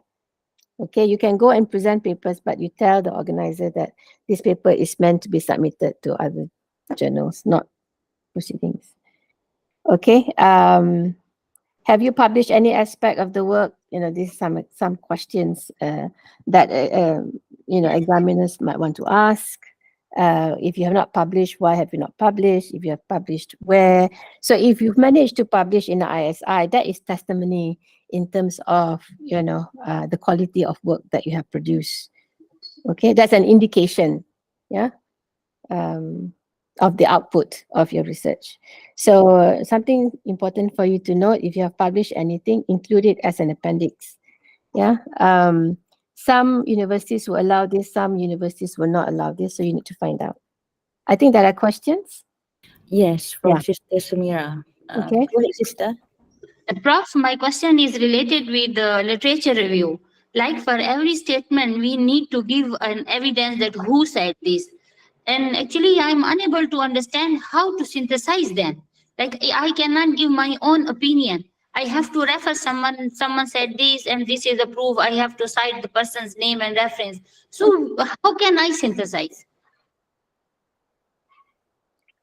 I think that's a different session altogether. If I were to respond to your question, I will not be able to finish what I have planned to do. But suffice to say, it is I think the more you read, of articles in journals or other people's thesis, you will get some idea in terms of how review of researchers' work can actually be synthesized. Synthesize simply means your understanding, of what you have read and how you put it together by way of how you understand it to be. All right. Okay. It's not Thank a matter. you, Prof. It's not a matter of you saying that there's certain shortcoming about. Who are you to actually criticize? Because these are published work, particularly if they're published in the ISI, simply means they have gone through a series of reviews and so on, right? Yeah. So it's a matter of how you understand, how you synthesize the ideas, bring it together and make that relevant to your work. That's what it is. Yeah. Okay. It's not for you to highlight the strengths and weaknesses of the article. That is why sometimes when I teach courses, and one of the assignment is actually to do a critical review of a particular article. I wouldn't say a critical review, I would just say a review. All right. Because these articles have already been published and reviewed several times. All right. So what I would require students to do is actually to read the article, to find out what the article is about, particularly looking at the reviewer, works that have been done in the area. And it's just like a report, a review. When you say critical review, simply means you look at the strength and weaknesses of the paper. I mean, I don't think I would want students to do that. Yeah, because the article has already been published. Yeah. Okay. Right. So, Thank welcome. So to move on, the required criteria would be to ensure that it's a unified body of work. Yeah. So for that to happen, you need to know what your thesis is about. Can you identify common threads? Yeah. And what kind of questions that examiners are bound to ask you about these various parts in your thesis. All right. Remember, when you say unified body, simply means each section is actually related. It's linked. Yeah. It's not disjointed. It's linked. All right. So reasons for asking questions. It's not that they want to catch you out, but it's more of looking for evidence. Yeah. So that whatever criteria that they need to report on, it's all there. All right. Whether the title is suitable, What about the abstract? What about first chapter, whatever it is? All right. So, you know, when you talk about positive evidence, simply means that those aspects are actually there. It can be found in your thesis. Yeah. Genuinely want to engage in discussion and debate. That's what they want to do in the Viva session. Yeah, to be engaged in the discussion. To a certain extent, it can be a debate between the student and the examiner, particularly when there's an issue that has to be clarified.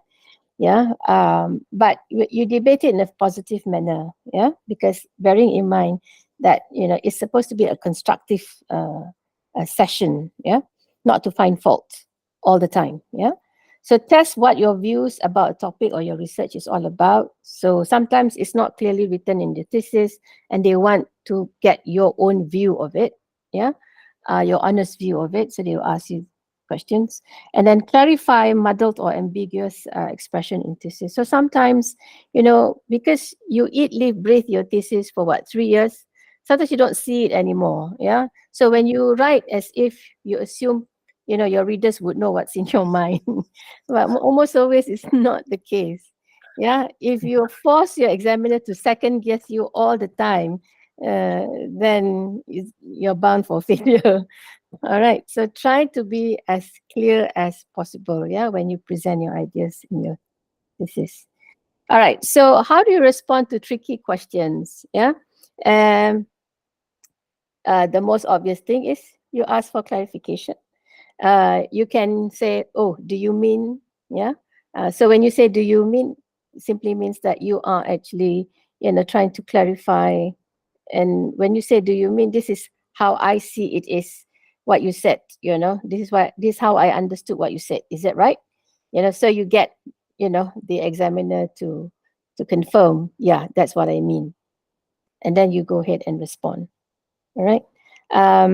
And then sometimes you need to buy some time for you to think and gather your thoughts before you blurt out your response. Yeah, there are some students who quickly responded, yeah, not knowing what the actual question was because she was, you know, too nervous. Yeah, so buy some time. Yeah, so you can say, oh, that's a good question, and then think about, okay, how you're going to respond. And if you really cannot answer the question, somehow or other it's mental block. It happens, yeah. You can't say a single thing because you're too nervous and it's just a mental block. All right. If that happens, it happened once, I think, under my watch. We stopped the Viva for a while and asked the student to go out, leave the room with the supervisor and calm herself down about 5-10 minutes and come back and start again.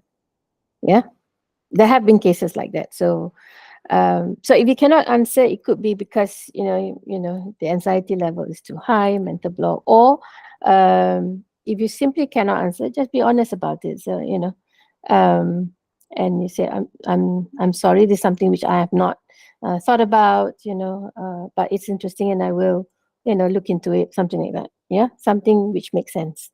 All right, but don't say I don't know. Don't say I don't know. Try to be, you know, subtle about you not knowing. Okay, right. Okay, so this is responding to questions which uncovers a flaw in your work. So they found something which is not right.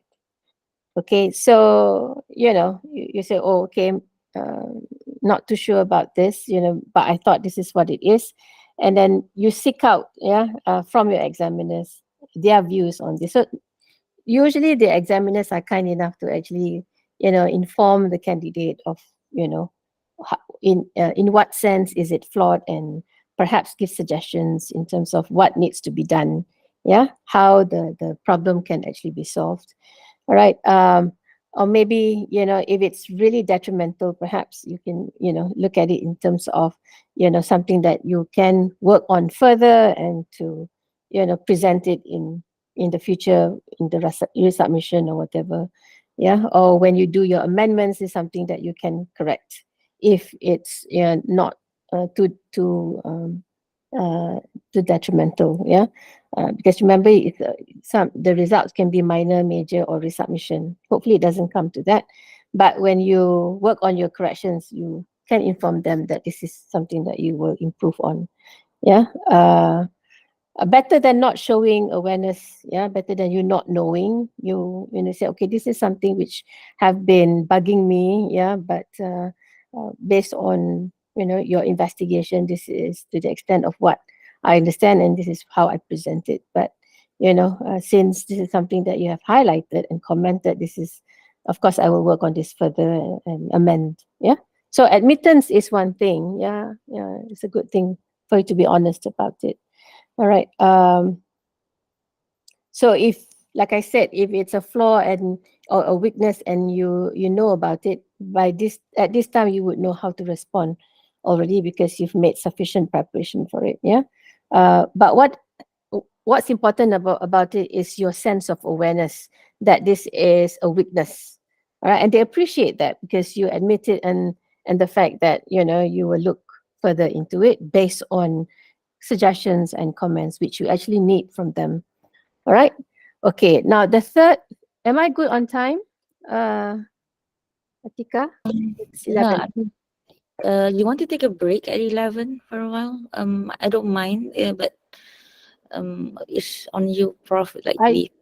I can go on, but I think it's more, speaking itself no problem, but listening would be a problem, isn't it? For the rest. Maybe the rest can sort of give some feedback. Yeah. Do you We have a break at 11, or you would like us to proceed? Our friends. Toilet break, please. Okay. All right. Okay, guys. Weak leather. Uh-uh. Okay. So we'll take a break and we come back at Take 11:15. Is it okay? Cukup tak Kak Sin? 11:10 lah. 11:15 too long. Okay. All right. Cool. okay 11:10. Okay, fine. Yes. Okay. Thank you. Okay. Break. Okay. Thank you.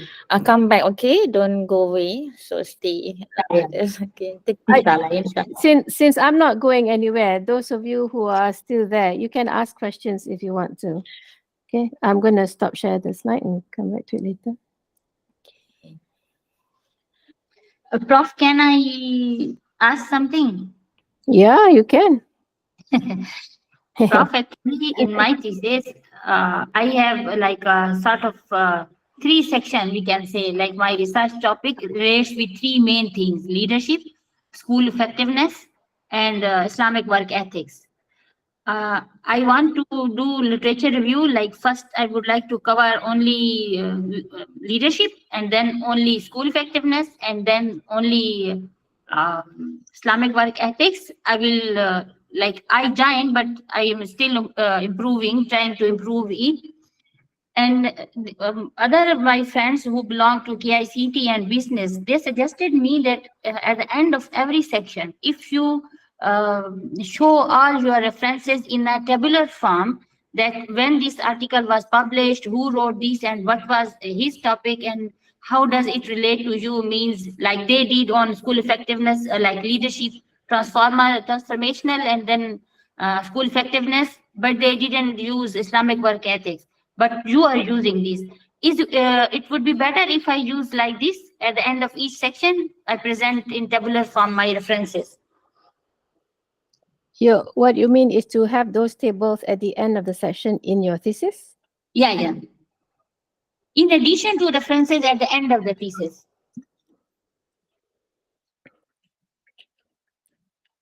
Okay. Like in this table, only year and writer name. You do realize that when you there's a reason why you have tables in the chapters, right? Yeah. And each table that you decide to add, or to put up in the chapter, it has to, what follows is actually a discussion of the table. Yeah. Okay, unless the table is used to summarize at the end. Yeah. Or sometimes you have a table first, and then based on the table, you would then proceed with your discussion. Yeah. Right. Or sometimes, you discuss, and then because of space, and the table is not that very important, you put it in the appendix. It's a decision that you have to make. Yeah. Okay. But what I am concerned about is that you have 3 things there. Yeah.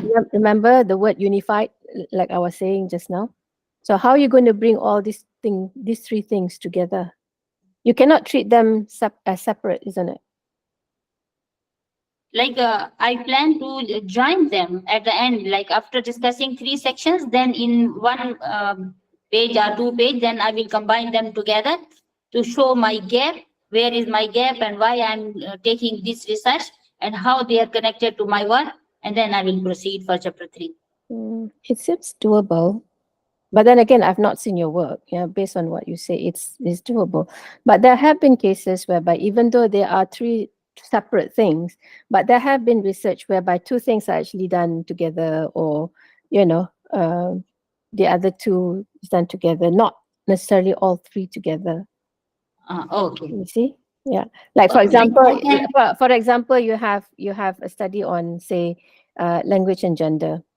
Yeah. All right, language and gender. So you're talking about language and gender. So there are sections where you talk about language, and then the section on gender. But there are studies on both.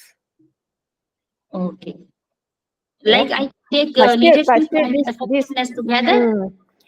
yeah, yeah. It's just like when I was doing my thesis. Okay. I have like 8 linguistic features that I look at, that are used by male and female in their interaction. Yeah, 8 linguistic features.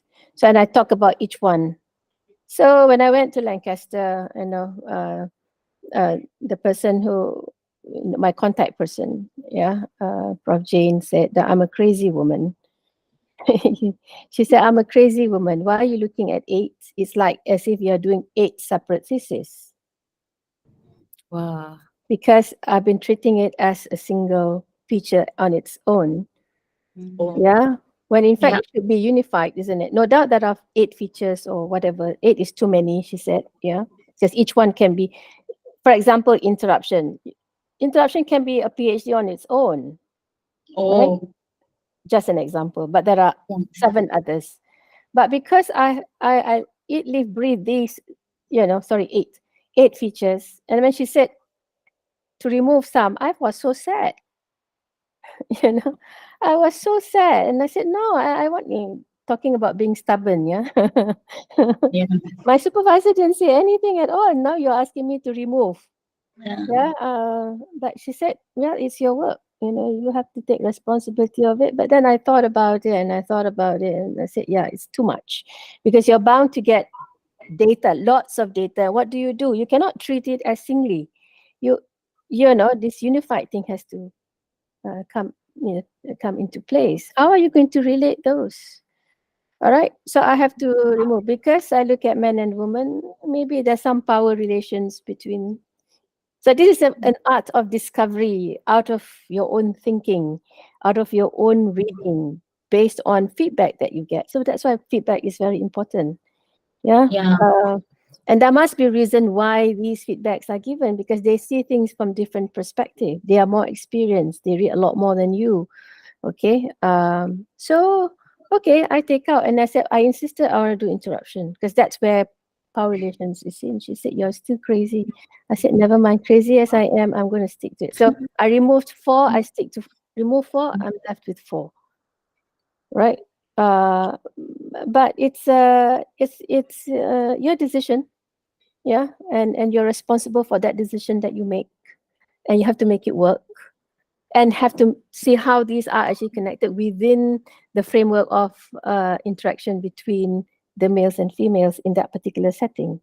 Yeah. So if you have more than one particular thing that you're looking at the back of your mind, how are they going to sync? In sync. There's a group called In Sync, isn't it? Yeah. All right.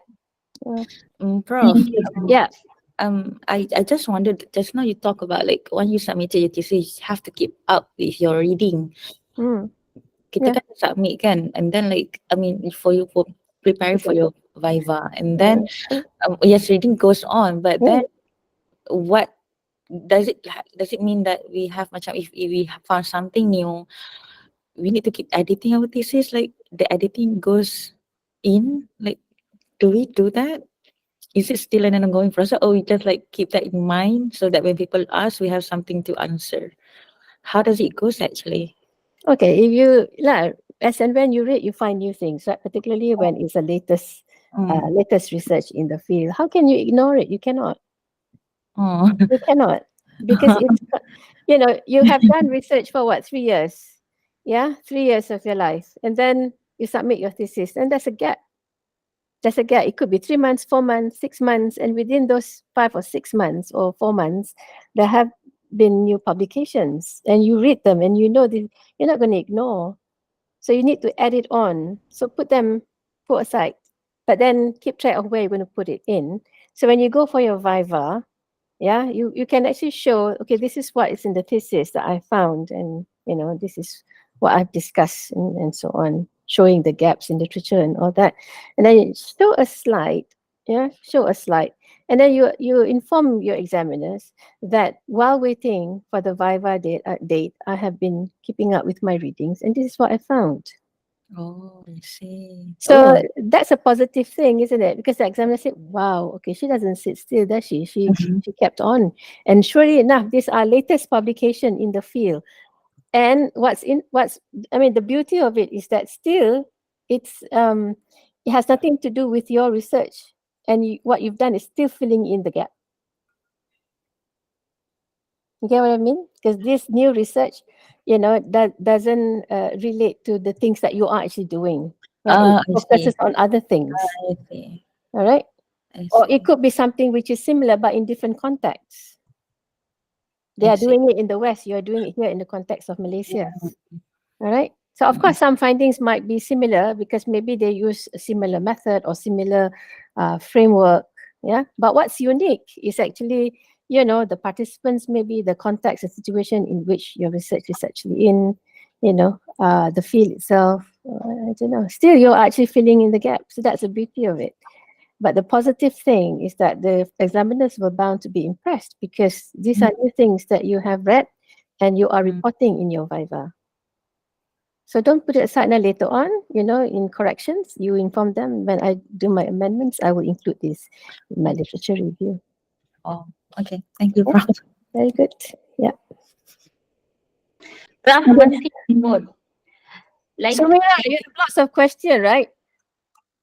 yeah, actually, The others don't have questions, huh?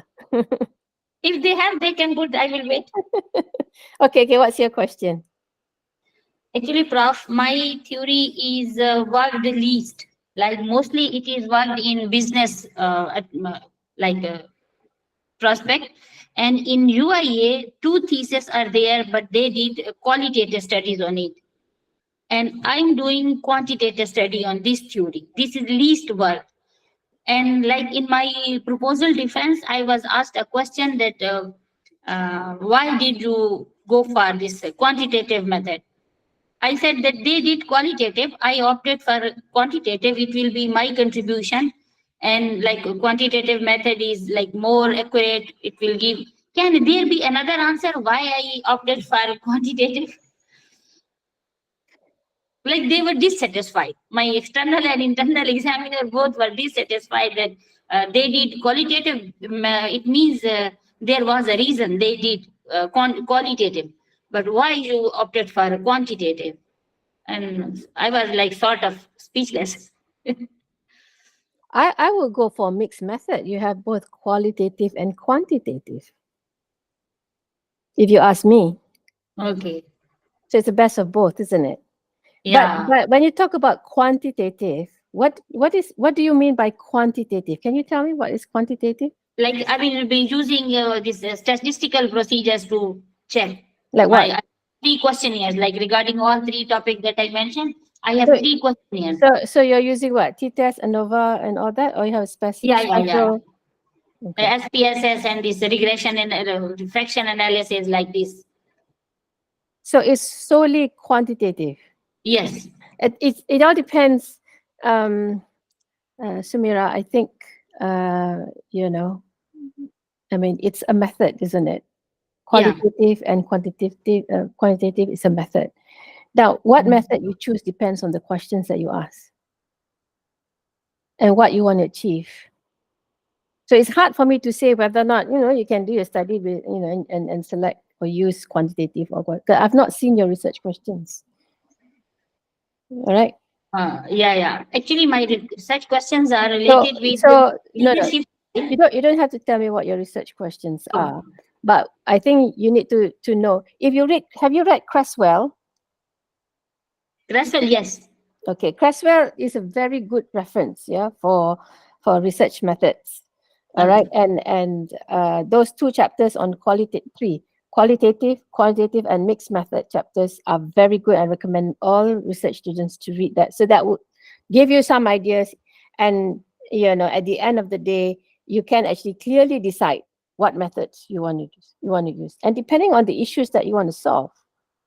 Some research you have no choice but to go to the do field work where you meet up people and you ask, you interview them, and the feedback they give. These are your qualitative data because it describes their thinking, their perspective of what things are, and that's what you want to know, right?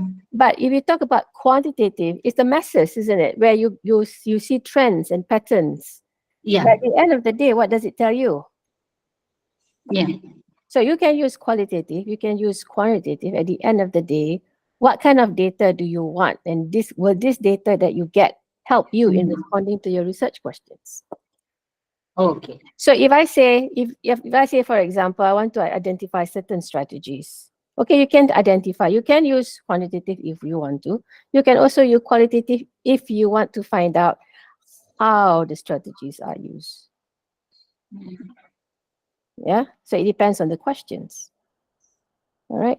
So if you want them to give ideas, you want to know their perspective of certain things, you need to interview them and get them to tell you, on their own, their take on certain things. But if you use questionnaire, you use questionnaire, usually you have multiple choice, isn't it? So those responses are actually based on whom? On you. You decide on the. And how can you say that it's actually from them? No, you are the ones who devise all the multiple questions or whatever is agree, disagree, or whatever to this particular statement. Where did that statement come from? From you? Or is it from previous studies? It cannot come from you, okay? Unless you pilot test it. Thank you, Prof. Thank you so much. All right. So the research methods chapter is really important, because these are decisions you make, and the design is actually based on the kinds of questions that you ask. And then you ask a question, but your method is different. Chances are you will not get the data that will help you in responding to that question. It's a flaw.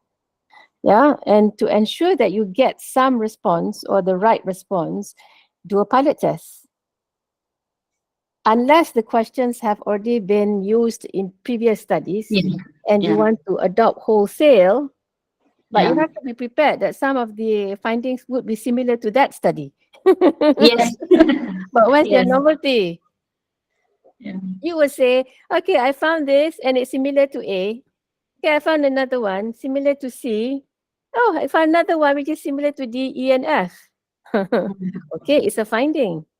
Good for you. But where's the novelty?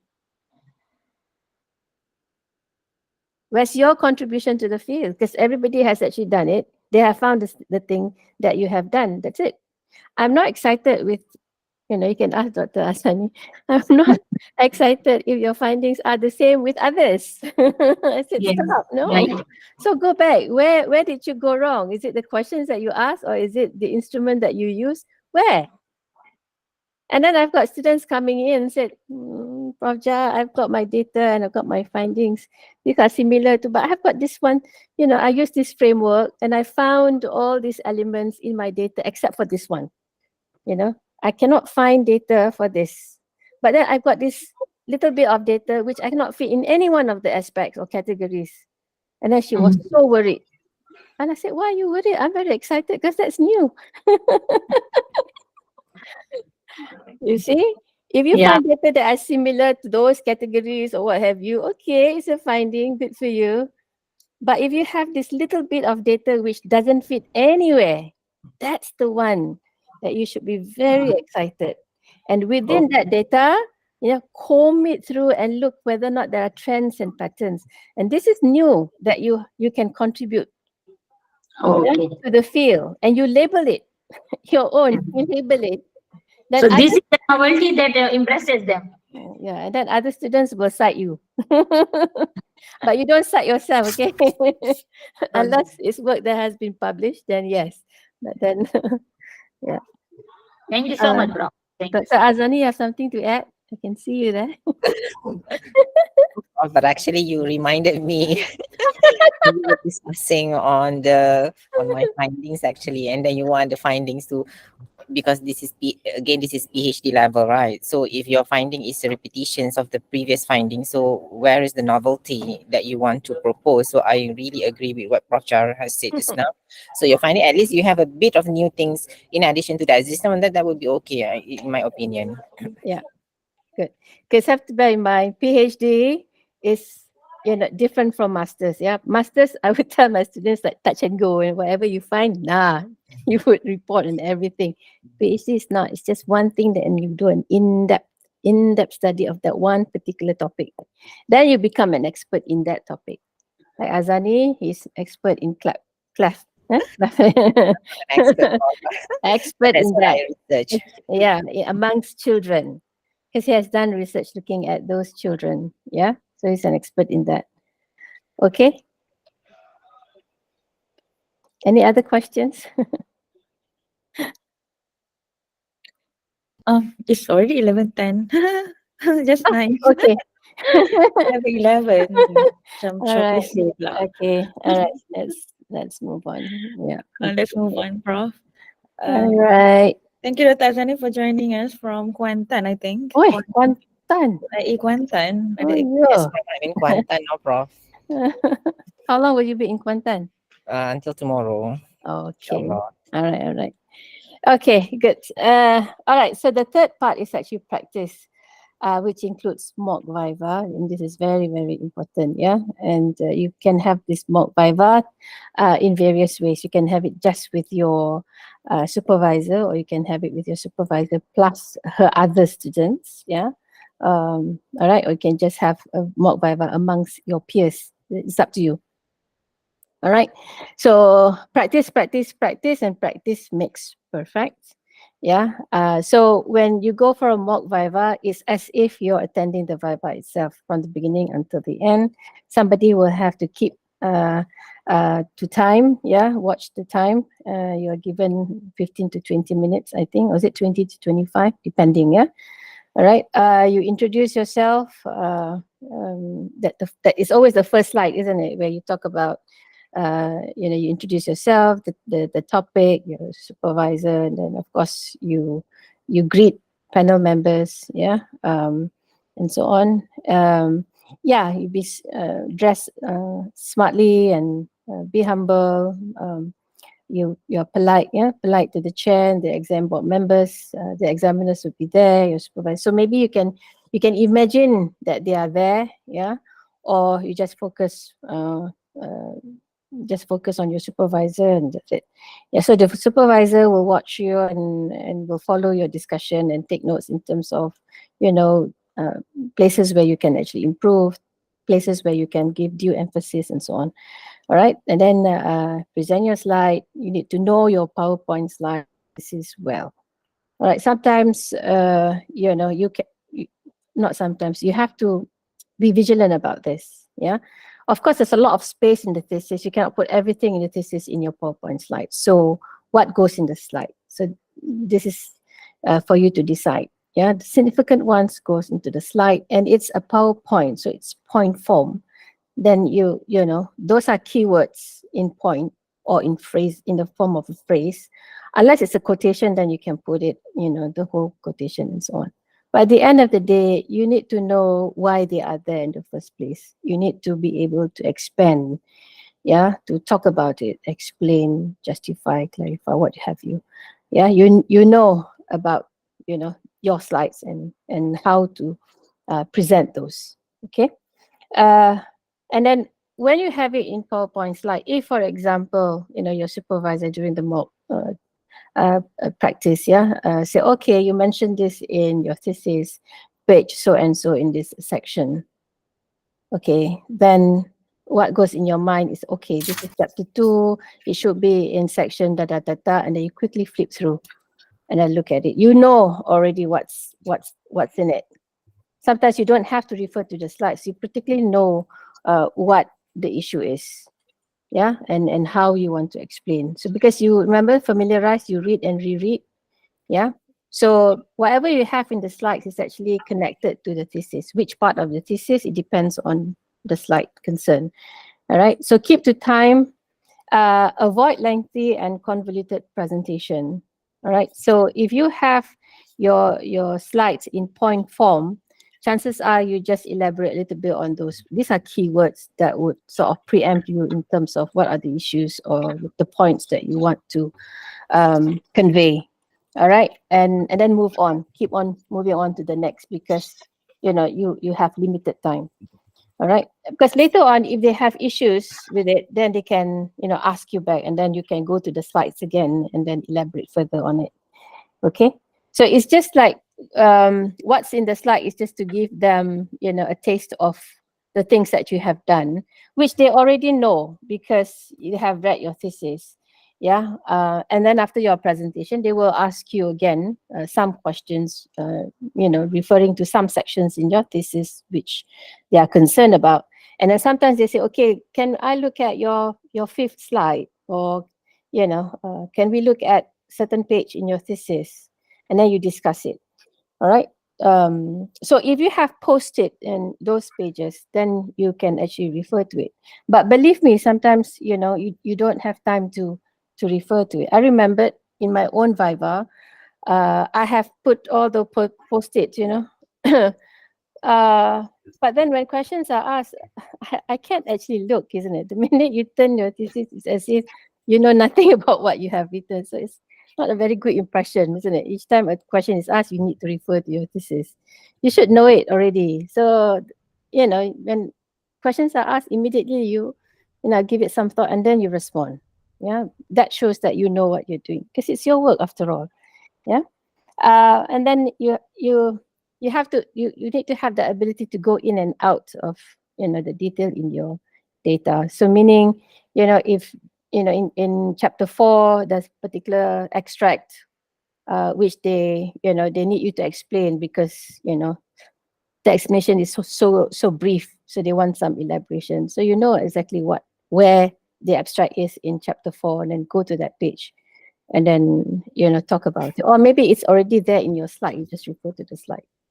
So you have this element of flexibility where either you refer to the slide if it's there, or you can refer to the book, to your thesis if need be. Yeah. But if you know already what your data is, you can just explain as is. In the case of Dr. Azani, I think he doesn't have any problems, because like he said yesterday, he was only referring to the 3 children, right, Dr. Azani? 3 children. Yes, Prof. Yes. So he eat, live, breathe data, and he knows, what these kids say and so on. So no problem for him. Right? He knows his data very well. Okay.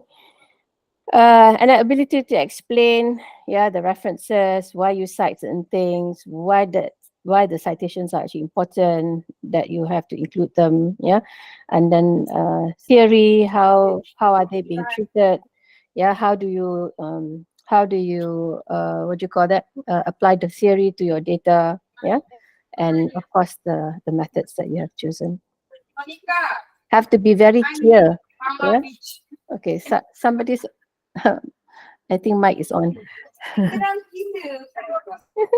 Kak Sina, sorry, I just All right. Okay, this is another quote that I like. Okay, it takes 1 hour of preparation for each minute of presentation. So I don't know whether this is an exaggeration, but I think it's true. Yeah, to a certain point, because there's a lot of thought, going into the preparation. Yeah, and then sometimes when you prepare slides, when you practice run, when you actually do the presentation itself, then the weaknesses or things that you need to add, things you need to take out, and this is all a matter of time, for you to to get this done. All right, so the next stage is perform. Yeah, it's nerve-wracking, isn't it? All right, but yeah, you can be as nervous as whatever, but as long as it doesn't affect your presentation, it's fine. Yeah, but usually, yeah, what I see, always is that it's, the time before, yeah, before going into the room. Yeah, but the minute you start, you cannot stop. You go on, and you forgot who's who in the room because you're so into your research and you're passionate about it, you want to share about it, that you forget. So the anxiety is just the wait, yeah, just a few minutes before, yeah, while waiting to be called in. But the minute you start, you'll be okay. All right. And of course, when you stop, then you'll be quite anxious in terms of, okay, what questions will they ask me? But when the questions do come in and you find that you're able to respond, yeah, we always start with the easy questions first. Yeah. All right. So that you're comfortable and you get into the discussion, and then the harder ones will come. Yeah. It's just treat that as a discussion. Yeah. Then you'll be okay. All right. But know the fact that you're on your own. All right. This is your own work. You take ownership of your work. Supervisor is actually there. Sometimes they don't. It depends on whether they are invited. Even if they're there, they can't say anything. Right. So don't look at your supervisor, and then especially when you're helpless, or because supervisor cannot help you. Okay, you're on your own. So you have to defend it, yeah, as need be. All right, important for you to come prepared. Yeah, bring your thesis. Yeah, you can annotate or use post-it or whatever it is for easy reference if need be. Like I said earlier on, I don't think you have time to actually look at it. The fact that you refer to it every time a question is asked is no good. Yeah, just there. At least it's there in case the examiner wants you to refer to a particular page and wants you to clarify, explain, justify, or what have you. Then only you refer to that page. Yeah, that's my advice. Okay, you need to bring a pen and paper. But if it's my student, I'll be the one who will be furiously taking down, notes or whatever it is, and then later on give it to my student, or just, tell my student what are the things that they are concerned about.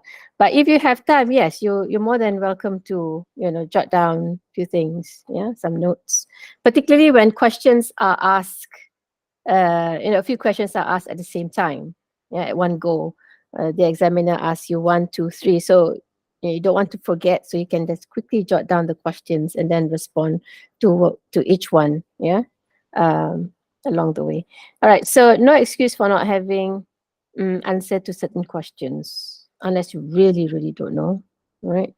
Then you can say that, okay, this is something which I have not thought about, and okay, I will look into it. Yeah.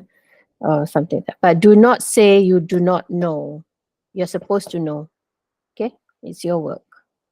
All right. There are 3 key pieces of advice. Yeah, not only for me. I mean, some of these are actually what I get from my readings. Yeah, listen, and listen.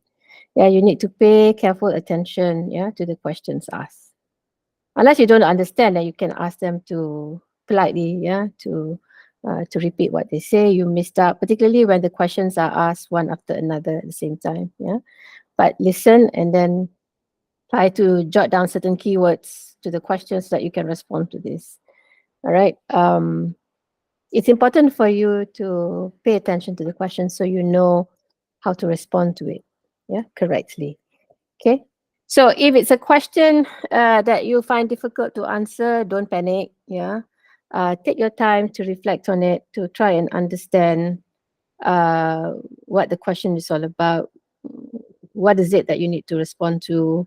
Yeah, think and then you answer to the best of your ability, right?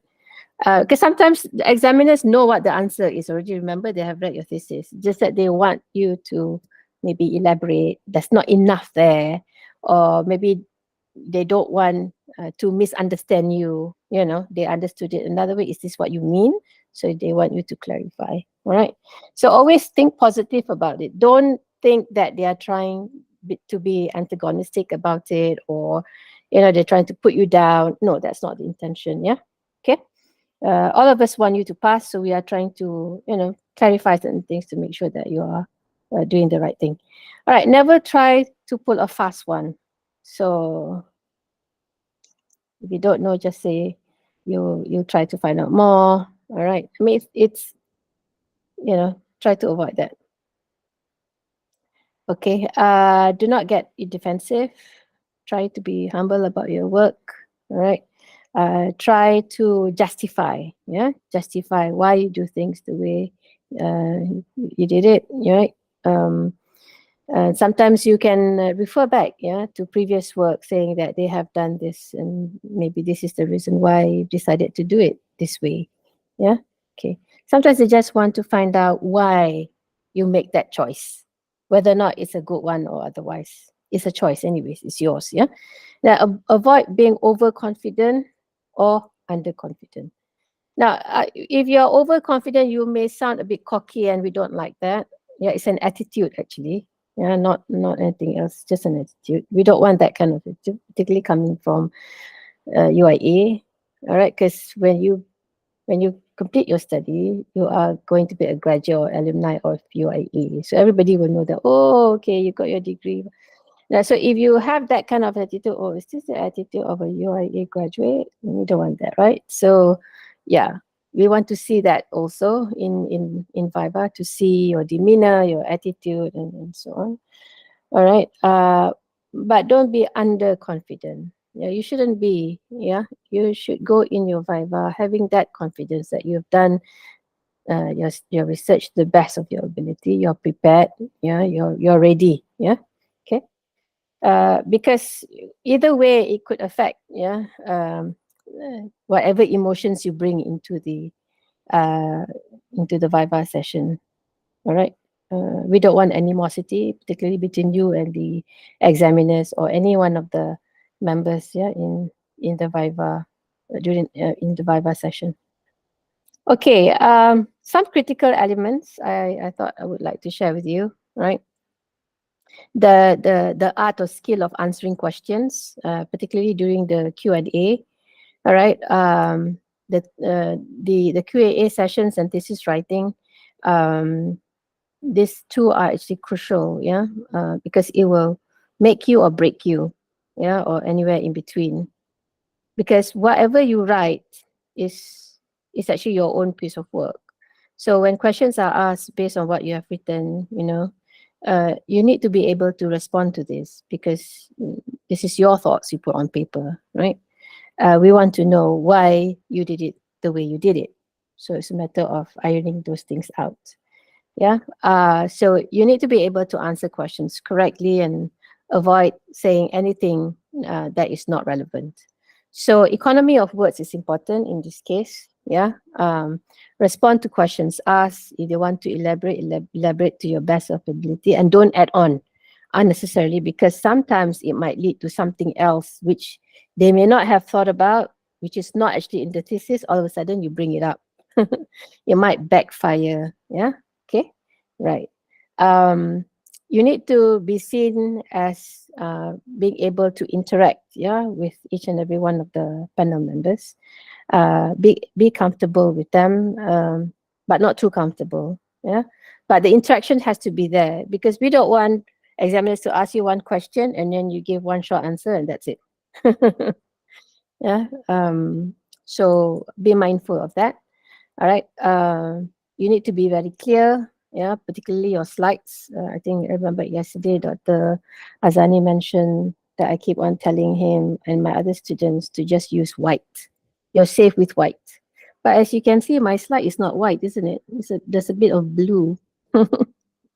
But this is not a Viva. Okay, so I've got the green license here. But anyways, Prof, you know what? I did use black as background. I mean, Right. mix of black and white. And then, after consulted with my supervisor, change all white. background. Yeah, What is safe? it's safe and professional, more professional actually for my slides. Yeah, yeah. Unless you're in advertising or whatever, you want something which is innovative or whatever, then a certain effect perhaps. But then this is an academic, yeah, session. So yeah, what we want is that whatever you present is actually clear, yeah, and you're well prepared. Yeah, your slides are actually in order, simple, clear, effective. It looks professional. All right. So if you want to put pictures like what I have over here, it has to be relevant to something. I think I put this picture because of the next point. No technical glitch. Come early to venue, like what she's doing over there. Set and trial run your PowerPoint slides so that there are no glitches in between. So you can see this girl over here opening her laptop and make sure that it appears on screen and check her notes and so on. So oops, so she's actually preparing. Yeah, so come early. Yeah, and if you come, let's say half an hour early, you can actually, start presenting also, have a trial run. Okay, so that you're not at odds, when it's time for you to come in and make that presentation of yours. Okay, so you don't want to face any technical problems, particularly with your slides, yeah, when you're in your presentation. If there's a pointer, make sure you know how to use the pointer, and then again, have a trial run of that. It should be a very focused presentation, yeah, no frills. I mean, it's for 15 or 20 minutes solid. Talk at a good pace, yeah, not too soft and not too fast. Okay. If you're too fast, you tend to eat your words. All right. You mumble if it's too soft.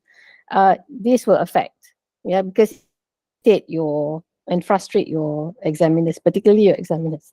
Now, if you have examiners there in the same room, it's okay because the body language and all will help.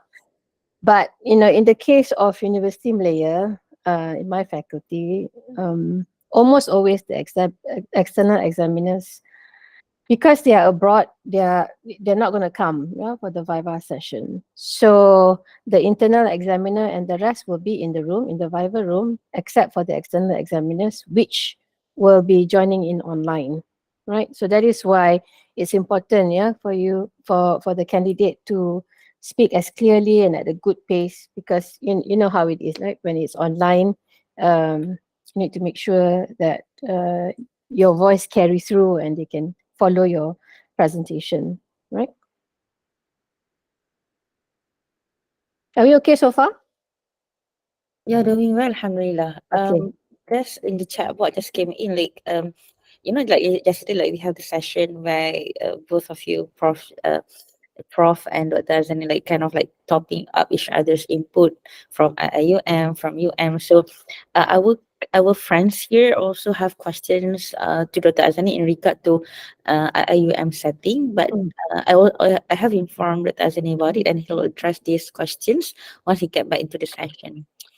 Okay. But so far they have given me feedback, like they sent me messages saying that so far it's very clear, your flow is very steady, and like very motherly, and it's very clear that they don't have any question that because you have addressed so far. Yeah. Yep. Yeah, so those are the feedback that I've got Okay. Good. through my messages. Good. Yeah, this mak thing, the motherly is Mm. synonymous with me. I mean, everyone says that this is my approach, which I think it Yeah. helps. Yeah, I think it helps because sometimes that's what you need. Yeah, you want a voice or someone who understands. All right. No doubt that there are times when you need to be very firm, like a mother does. But there are times when you have very high level of empathy, because I have gone through it, so I know. I think Dr. Azani has also gone through it, so he knows. And I keep on telling my students, when you're out there, you have gone through this experience. So and then you need to impart whatever knowledge and experience you have to these students of yours. Yeah. And don't be cruel. Yeah. Yeah. Okay. The next bit is the critical elements. All right. Language issues. Yeah, it'd be good if you can sort this out. Actually, if it's good practice, yeah, for you to sort this out even at the early stage of your PhD, where each time you submit a draft, you make sure that the draft is free from language problems. Yeah, because if you do that, then your supervisor has an easy read. The focus would be more on content. But the minute there are language issues, like for me, if I read a chapter and there's massive language issues, it will make the reading pretty slow, because I will tend to, I cannot ignore language issues. Yeah, I will address them and comment on them. And then at the end of the day, it's a lot of those rather than commenting on the content and the flow, of ideas. So it would really, really help your supervisor as well as your examiner if this is actually taken care of. Because there is a session I will talk about in terms of how your thesis is judged. Presentation is mechanics. All those are actually part and parcel of the evaluation, of the thesis. So it'll be good if you can send it for proofreading, because sometimes after a few years you don't see it anymore. Right? You need someone with fresh eyes to look at your work. So it's good for you to get others, your peers or whatever, to read your chapters, or proofreader or whatever, to look at it. Not to look at content, but to look at the language and whether or not it's clear, what you have said or what you have written.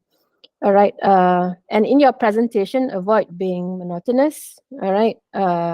And avoid being too melodious.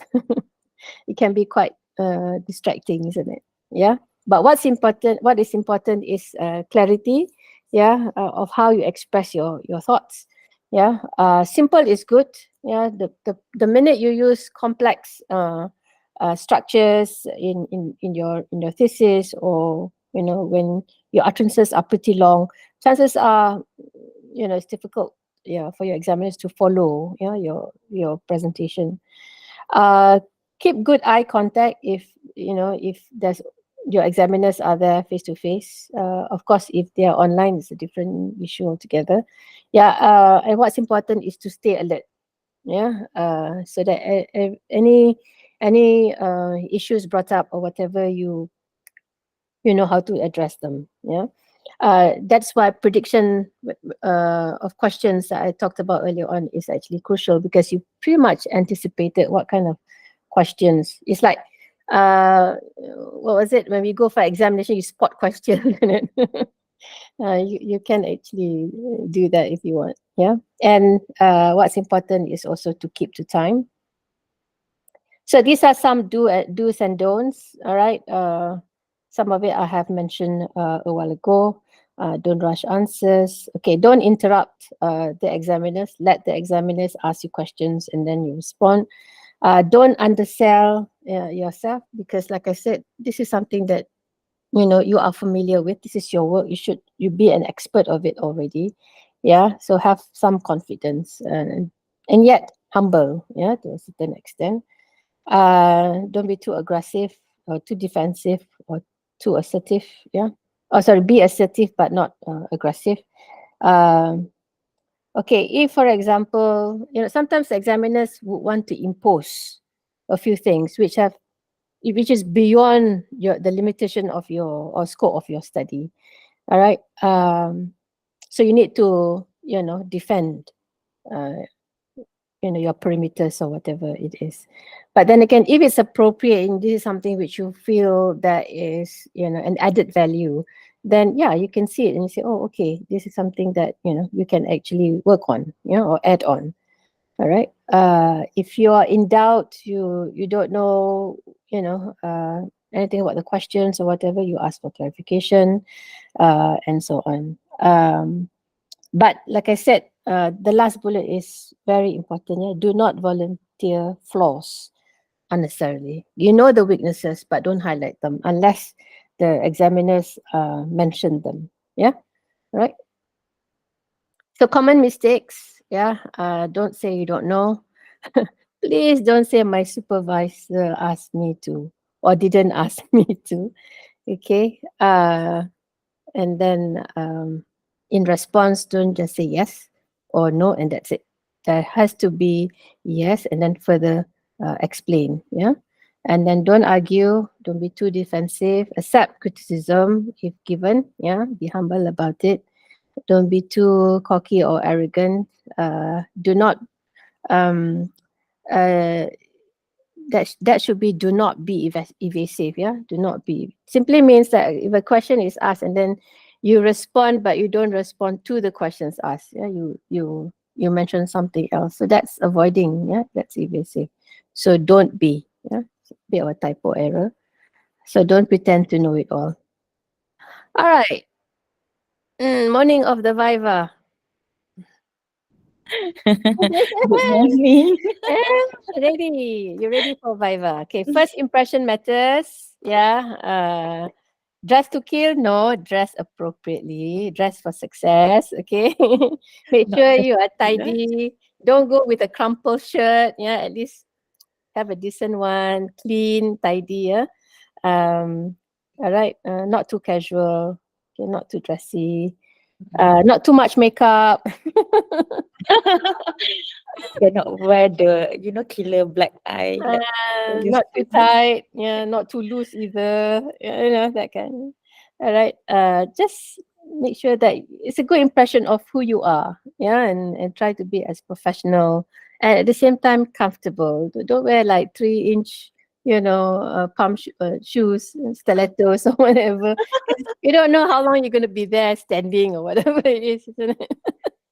As long as you're comfortable, okay? Right, be calm, okay, doa banyak-banyak, yeah, prayers, smile, don't forget to breathe.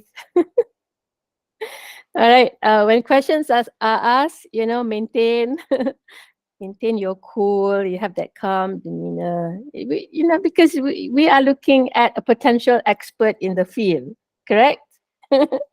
UIA is looking at you as a graduate, someone who has completed her PhD. So what kind of a graduate is UIA churning out? So all right. Even though you are nervous, yeah, I think a lot of zikir, yeah, prayers that will cool you down. Focus, all right, focus. Yeah, the time will come for you to present and then finish, be done with it. Yeah. So until then, just maintain, keep cool. All right. Be confident of what you have. You are well prepared. Okay, and know that you are an expert already in that field because you've done it. Yeah, for the past 3 years of your life. So you own it. So you know. So be positive. Okay, maintain good attitude. Have faith. Yeah, and believe in yourself that you can actually do it. Other people have done it. Yeah, they have done it. They've graduated. You want to also graduate. So if they can do it, so can you. Right. So that's the motivation. All right. Be humble and exert patience. Right. Now sometimes because of technical difficulties, yeah, sometimes difficult to hear from your external examiners. Yeah. Maintain your cool. Don't show that you are exasperated. Don't show that you are uncomfortable. Be patient about it. Yeah. And the matters will be solved, and then you try as much as possible to respond, to your external examiners who are online. Good for you to be well prepared, because the Viva might go between 1 to 3 hours, right, depending on the feedback from your supervisor. Yeah, ready for a healthy constructive debate. All right. Behave professionally, stay alert, and listen carefully, relax. And what's the last one? I couldn't see what's the last one. Oops. You can use hide, I think. Yeah. Avoid hide. No, see when I click that, I lose it. Oh, you already got hidden. It's really got hidden. I see. Yeah. So where did it go? The glitches. I don't know where it goes. Is it here? Yep. There you go. What's Relax, avoid stress. what a point. We choose Yeah. not to get stressed. Yep. Okay. Now. All right. Now. Okay. So you'll be, during the day, yeah, you'll be in one particular room, the waiting room, I suppose. All right. And this is something which I got from one of my readings. Yeah. I'm just going to read out loud. So this is what this candidate has gone through. He said, as I stood outside, knowing my examiners were on the other side of that door, I was trembling. I had worked incredibly hard on my PhD and had spent years perfecting my language, all leading up to this one moment, my Viva Voce presentation. So as I waited patiently to begin my defense, the door opened and the committee chair said, "We are ready for you now." So I walked through the door, took a deep breath, and never looked back. Okay. So you will be, feeling the same way when the time comes. Right?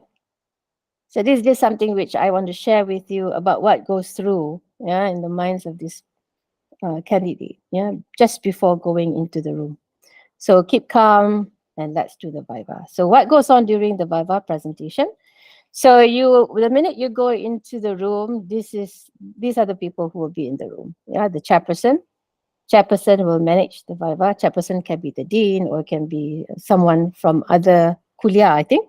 Yeah. In UM, we have one Senate representative. Not sure about UIA though.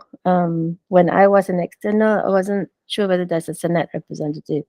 But I know that the session was chaired by someone from a different faculty. Deputy Dean of Postgraduate Office will be there, or head of department, yeah. And there will be an assistant chairman or maybe just an assistant clerk, yeah, to assist in what do you call that, the sessions, or I don't know, maybe assistant chairman who will assist in preparing the report. It's either a clerk or someone who will be there. Maybe the assistant registrar maybe, yeah. Okay, but you'll have your examiners, maybe one external or two examiners, depending. Yeah, but I think in UIA there's only one external examiner. When I was there, I was the only external examiner. But in there'll be two external examiners, and there's one internal examiner, and the supervisor or co-supervisor of both. And this is upon invitation, and they are just there to observe. All right, and then the candidate. Now, sometimes, after the Viva or whatever, after is it before? Before. Depending on the chair, sometimes the chair would want some input from the supervisor about, the candidate. Then the supervisor will share a few things, and then the candidate will be called in. Yeah, after the chairperson have actually introduced members in the panel to everyone, particularly the external examiner. When everybody is ready, then the candidate will be called in. So the candidate will also be in the room. Yeah. All right. So in terms of proceedings, I've put them into 4 phases. The first phase is the beginning. Chairperson will call the meeting to order and introduces exam board members. Yeah. This is when the candidate has already join in, yeah, in the room. And then chairperson will provide details of the candidate, the title of the research, and so on. Then the candidate will be invited to present. Yeah, this is the presentation and Q&A phase. So presentation would be maybe 15-20 minutes or 20 to 25 minutes, depending on institution and their policy or their rules. And then followed by a Q&A session where each examiner will provide feedback, comments or suggestions for the purpose of improving and amending the thesis. Right? Then the middle phase. Yeah, I call the middle phase because this is when candidate, the chairperson will ask the candidate as supervisor to leave the Viva room, and then members of the exam board will discuss the presentation, will discuss the written thesis, looking at the reports. The examiners will highlight certain things, and they each, the external examiners, internal examiners will each reveal, their decision. Okay, so the report may or may not be shared with the supervisor before, a day before or a few days before, depending on institution, yeah, before the Viva.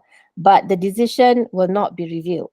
Only the chairperson, yeah, the chairperson or maybe the deputy dean of postgraduate studies, also depending on institution. Only these two or just the chairperson will know the decision. And the chair will then reveal the decision of each of the examiners, and then they will come to a consensus based on feedback and suggestions. So sometimes it's a clear cut, yeah, a clear cut pass with little corrections which are actually minor. It's very clear. But it will be problematic when you have three different decisions, like the external examiners. One gave a minor, the second a major, but internal examiner gave a resubmission. So if that's the case, the decision, the discussion will be slightly longer. Okay, sometimes it would take so long. Then the supervisor and candidate will still be waiting outside because they have to come with a consensus. Yeah, all right. Everybody will have to agree, yeah, on the decision. All right. So, like I said, when the decisions are different, yeah, coming from each of the examiners, then they have to look back in terms of the issues. All right. So between the examiners, they and of course sometimes the deputy dean or even the chair. Remember, the chair is there to manage, right? So sometimes the chair will give certain input as well. Yeah, and so on. Oh, I forgot to mention that during the Q&A, I'm not sure in UIA, but in UM, the chairperson will invite, other than the supervisors, will invite the Senate member, the deputy dean, the head of department to also ask questions. Or sometimes the chair, him or herself, have questions to ask. That's okay. Yeah, but not the supervisor. Okay, right. But I think in UIA, it's just the examiners, the internal and external examiner, if I'm not mistaken. Right. So anyways, coming back to the decision, yeah, so the outcome, it has to be based on consensus, yeah? All right. And of course, the chair is there to navigate and moderate. Right. Then the final phase is when once there's a consensus, the candidate and supervisor will be invited to rejoin the meeting, and the chair will deliberate the results. Yeah, and and also to remind the candidate that if it's a pass and minor or whatever, it is going to be a pass until the amendments are submitted to the satisfaction of the supervisor. If it's a major, then it's pending approval after checking by the internal examiner. If it's a resubmission, then that's a different thing altogether. Now, even though the corrections have actually been submitted, approved, and so on, it will not be over until your case have actually been submitted to Senate for approval. All right. So when Senate approve and the minutes are out, only then your postgraduate office will send you the letter to indicate that you have fulfilled your PhD. And that's it. Then you go for your convocation. Okay. So this is actually the Viva proceedings in terms of what you expect during the Viva itself. So some questions. The questions are asked, like I said before, to identify the thoughts behind the written thesis. It's actually based on that document. But sometimes, like what you mentioned before, you have read, while waiting for Viva, you found new things. So you might want to also share that, with panel members. Only those that are relevant. And then the panel will have to determine that, the subject matter, very well, that you've discovered something new, and then you have also recommended some possible research that you can actually do in the future in reference to what you have already done. Yeah, like future research. Yeah, right. So so depending on preferences of the chair, yeah, and the examiners take turns in asking the questions. Now you know usually what happens is that we go chapter by chapter. So if there are 3 examiners, so we look at chapter 1. So the external examiner will always be the first one to ask. All right, so the first external examiner will ask based on chapter 1. Then the second examiner will come in, second external examiner will come in and also ask questions on chapter 1, followed by internal examiner. Then move on to second chapter. The same thing goes until the very last chapter. That is one way of how it can be done. Yeah. Or the chair can always invite the examiners to ask any questions. Yeah. One after another. So we start with the first external examiner. So he will ask questions from A to Z, from chapters 1 until the end or whatever it is. Finish and then go on to second external examiner, the same thing. So there are various ways, yeah, in terms of how, in an organized manner in which, examiners take turns in asking questions, right? So this is good for you to know, yeah. There's always a system, yeah, so that we keep track in terms of, what are the feedback coming from these examiners. Now, if, for example, questions have already been asked in chapters 1, 2, or 3, whatever it is, then the second examiner will not repeat the same question. You get what I mean? So only questions that have not been asked by the first examiner, then the second examiner will ask. Then when it comes to the internal examiner, most of the questions that the internal examiner wants to ask have already been asked. So maybe some comments from her, whatever it is. So it's less. So usually the first external examiner has a tough time in the sense that he has to cover most of it, right? By the time you go on to the second external examiner, you get less question because most of the questions have already been asked by the first examiner. So that's how the proceedings would be in terms of asking questions. All right. So when you respond to these questions, you can actually refer to the designate slide, yeah, to help you to make clear of what you want to explain or whatever it is. Yeah.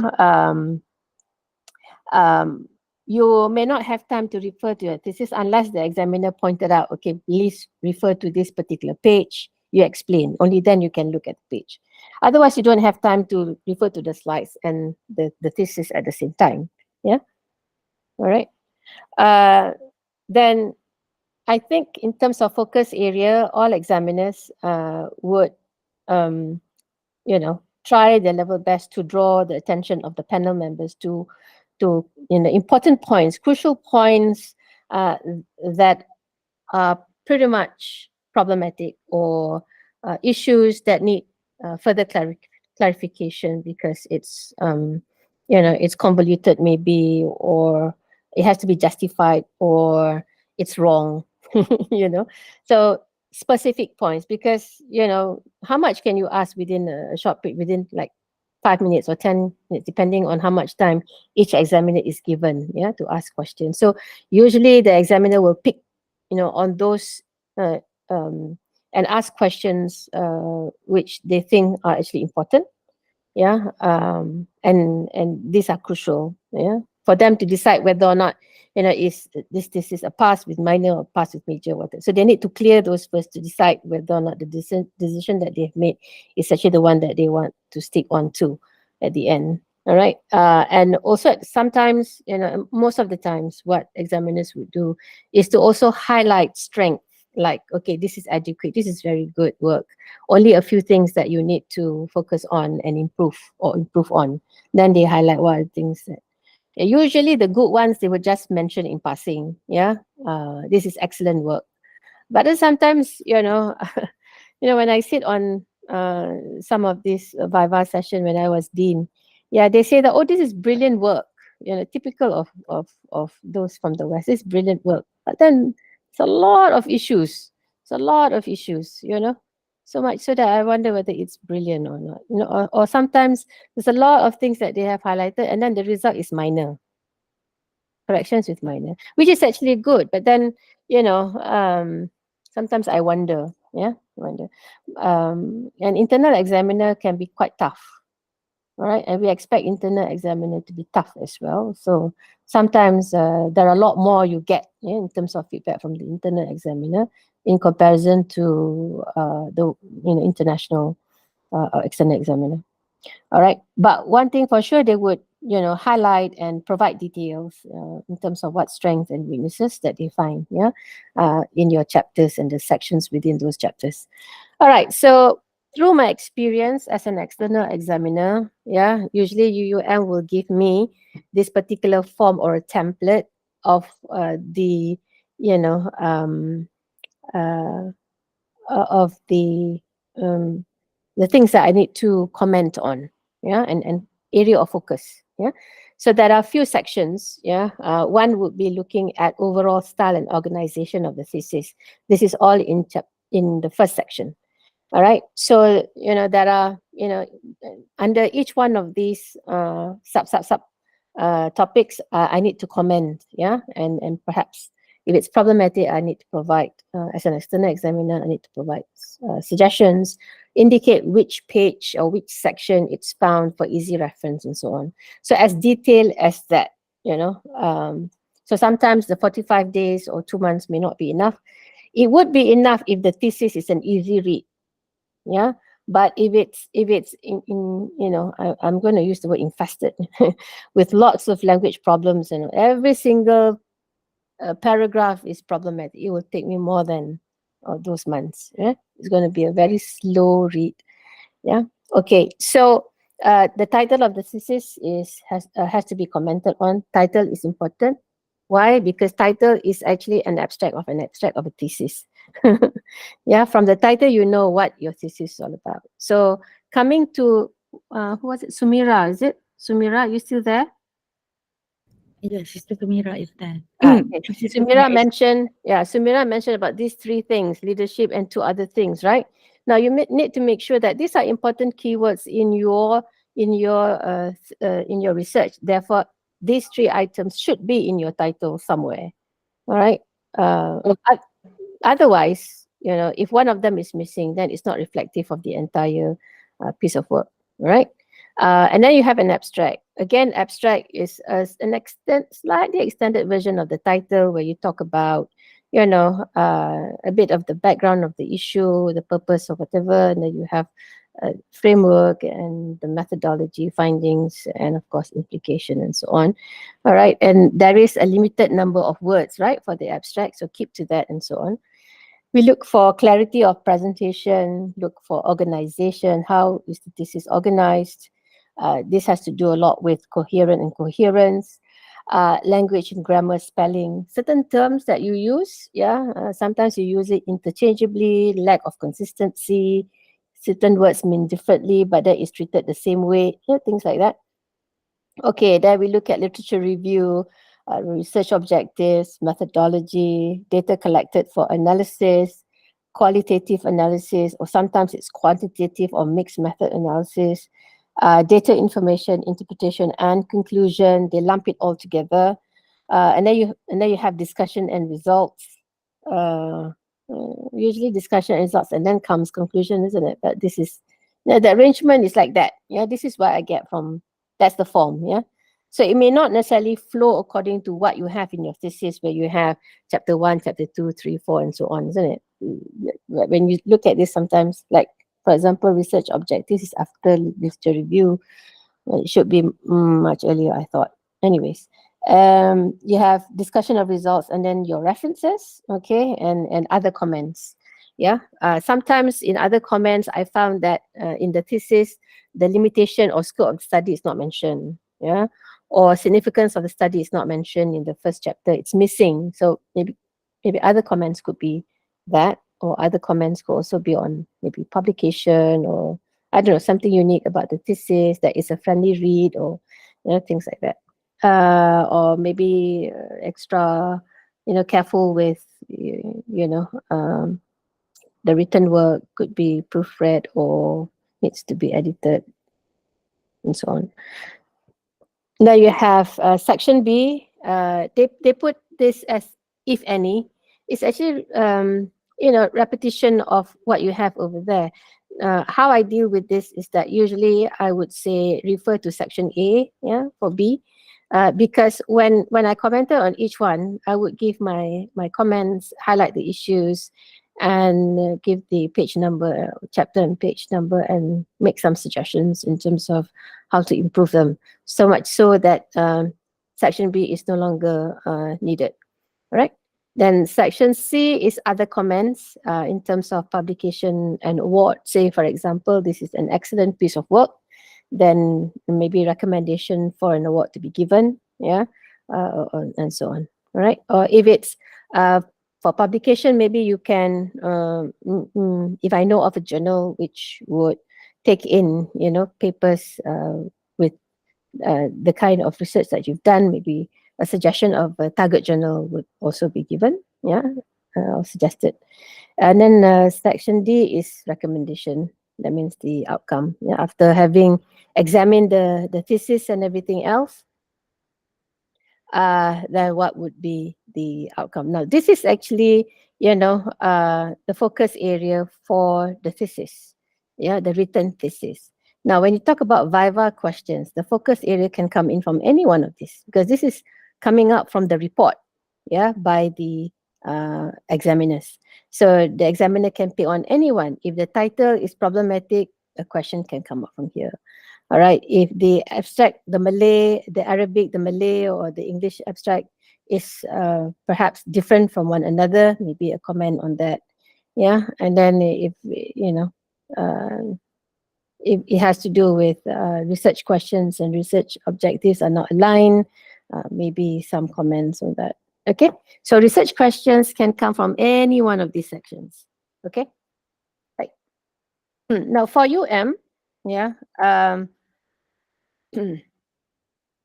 so for we have several sections also. In section A, it says provide detailed comments on the quality of the thesis, particularly on the strength and or weaknesses of the work.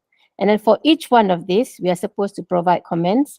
And then there's a section given for you to give suggestions for improvement. So meaning you don't just simply comment, but you are obligated to give suggestions on how to overcome that particular issue. All right. So again, similar to UIA, we have suitability of title, and then research objectives, lead review, method, analysis, significance of findings, references, remarks on possibility of publication. All right. And then the overall style of an organization, looking at presentation, mechanics, right, and other comments, if any. And then section B is the recommendation. All right. So looking at section A, this bit looks at how robust the thesis is, whereas this bit looks at the overall style and organization, meaning how unified, yeah, the thesis is. So any questions for Viva can come up from any one of these sections, right? That is in the case of All right, so next, what are Viva questions? Now, you can actually Google some of these, yeah, from your readings, or, if you Google, there are a lot, 50, 100 kinds of questions, possible questions about literature review, possible questions about methods, and so on, yeah. But when you look at the ones that I have given here, this is pretty much common, yeah. What are the major motivations? Why do you do this research? Yeah, what motivates you to do this research? Is always the first question that examiners can ask you. Why do this? What's the issue? Yeah, of this. Yeah, what is it that you want to solve? Okay, what the project is about, right? What are the key findings or observations? What was the process? Okay, when you talk about process, it's always chapter 3, isn't it? So why do the observations matter? So in terms of significance, yeah, elaborate on how your findings relate to literature in your field. So this is actually, chapter 5, and you're referring to previous studies that are quite similar to what you have found or different, filling in the gap, things like that. And then what are your key findings? Key findings simply means, findings that are unique, to show that there's novelty, in your research. This is my favorite question. So what? Dr. Azani, I asked you this question also, isn't it? The so what question. I got to ask this a lot. So what? Yeah. I asked Dr. Azani, so what, Azani, you've done this. So what? It's inherited. Hmm. I've been listening to this a lot. But this is important. You need to But know. I like it. So you've done your research. You spent 3 years on this. Why? Why? So what? What would you do? What will you do? How So will how will you tell your participants about what you have found? How do you inform, educators or people out there about what you've done? So who will benefit this? What is the importance of this? So what? So you have to be able to respond to this. So what? it's very cool when it sounds, but it's very, very difficult to answer, isn't it? Yeah. So the so what thing is so important that you think about implication, you think about contribution. That is the so what. Yeah. But if your so what doesn't refer back to these people whom you have interviewed, these people whom you have used as participants, and them not knowing the results of their contribution, I mean, you're not doing justice, right? So what is, how do you improve things? How do you solve? Can you solve those issues that you have identified? So that makes it original, whatever that you have found, the contribution, that's what it is, the impact. Yeah, right now in UM, the so what is actually the impact. So sometimes impact, you don't see it immediately. You see it over time. Yet you have to recognize what the impact would be in terms of benefits, short term, long term, or what have you. So that is why chapter 5 is so, so important. Yeah, because we want to know. Otherwise, like I said, it's anticlimax. It's all like rubbish, down the drain. 3 years of your life. What? What is there that you have to offer? Who is to gain? You get sponsorship from your university for your country. For what reason? To give back. It's time for you to give back. That's a so what thing, the give back thing. Yeah, and do it in a systematic manner. Yeah, at the ground level until what? Policy maybe. So how are you going to inform these people? Yeah, good for you to recommend policy, but how do you go and about telling them these policies? Through what? You have some think tanks or whatever. You have to figure out. So you cannot come out with a 5-page chapter 5. Tak boleh, cannot. It defeats the purpose. Okay. All right. So in some cases it can be more diverse. So depending on the issues, and the research, the nature of your research. Okay, possible outcome, pass outright. Sometimes it's distinction. Yeah. No corrections. It's good as is. All right. Perfect thesis, which is very rare. Okay. And then pass with minor corrections. This is what we usually aim for. All right. And it could be 1 month to 3 months and so on. All right. Pass with minor revisions, 6 months, or sometimes with major. Yeah, major. It can be major. Major means 6 months, or depending on institution. Yeah. For UM, we have distinction. We have minor between 1 to 3 months. We have major, 3 to 6 months. All right. And then beyond 6 months is actually resubmission. Okay. And then seldom, very rare, you would get fail. Yeah, at most in the West, maybe it's not a PhD level, but they give you an MPhil. All right. It's, you don't get your PhD, but you get MPhil. So resubmission would be about a year. So 12 months simply means it's enough for you to do what? Maybe you're required to collect data. Maybe there's certain sections which are missing, you need to add on. The methodology is not in place, so you need to work that out. You need to collect new data. That would take time, isn't it? So usually it is to do with time. Yeah. If it's minor correction, little bits and pieces here, within 1 month you can finish. Or minor revision within 3 months or 6 months you can finish. Yeah. But if it's a little bit more that you have to do, which you cannot finish within 6 months. So we give you between, 6 months to 12 months, or depending. Yeah. So different institution, they have different categories of this. Okay. But usually we would aim for either the first bullet or the second bullet. And the last one is very, very rare. Yeah, because if you have certain stages put in place in your program, you pass your RP, you pass your CD, you pass your seminar, there's no reason why you should fail, right? Okay, unless you have students who are recalcitrant, they refuse to do their work, submit some shabby work, and supervisors sometimes they know that this is a no go, but because you have to submit, so you submit. Hopefully it's not like that in your case. Okay, right. And Prof, then I have a question. Just now, I saw the slide, pass with minor correction and pass with minor revision. What's the difference between the two, corrections and revision?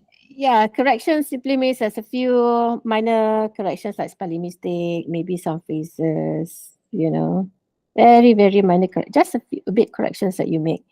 Minor revisions, it takes a lot more than just the spelling or whatever it is. Certain, maybe, certain elaborations needed, justification needed. You've got your data, but then the discussion is not robust, that kind of thing. So you need to revise. All right. All right, thank you. Okay.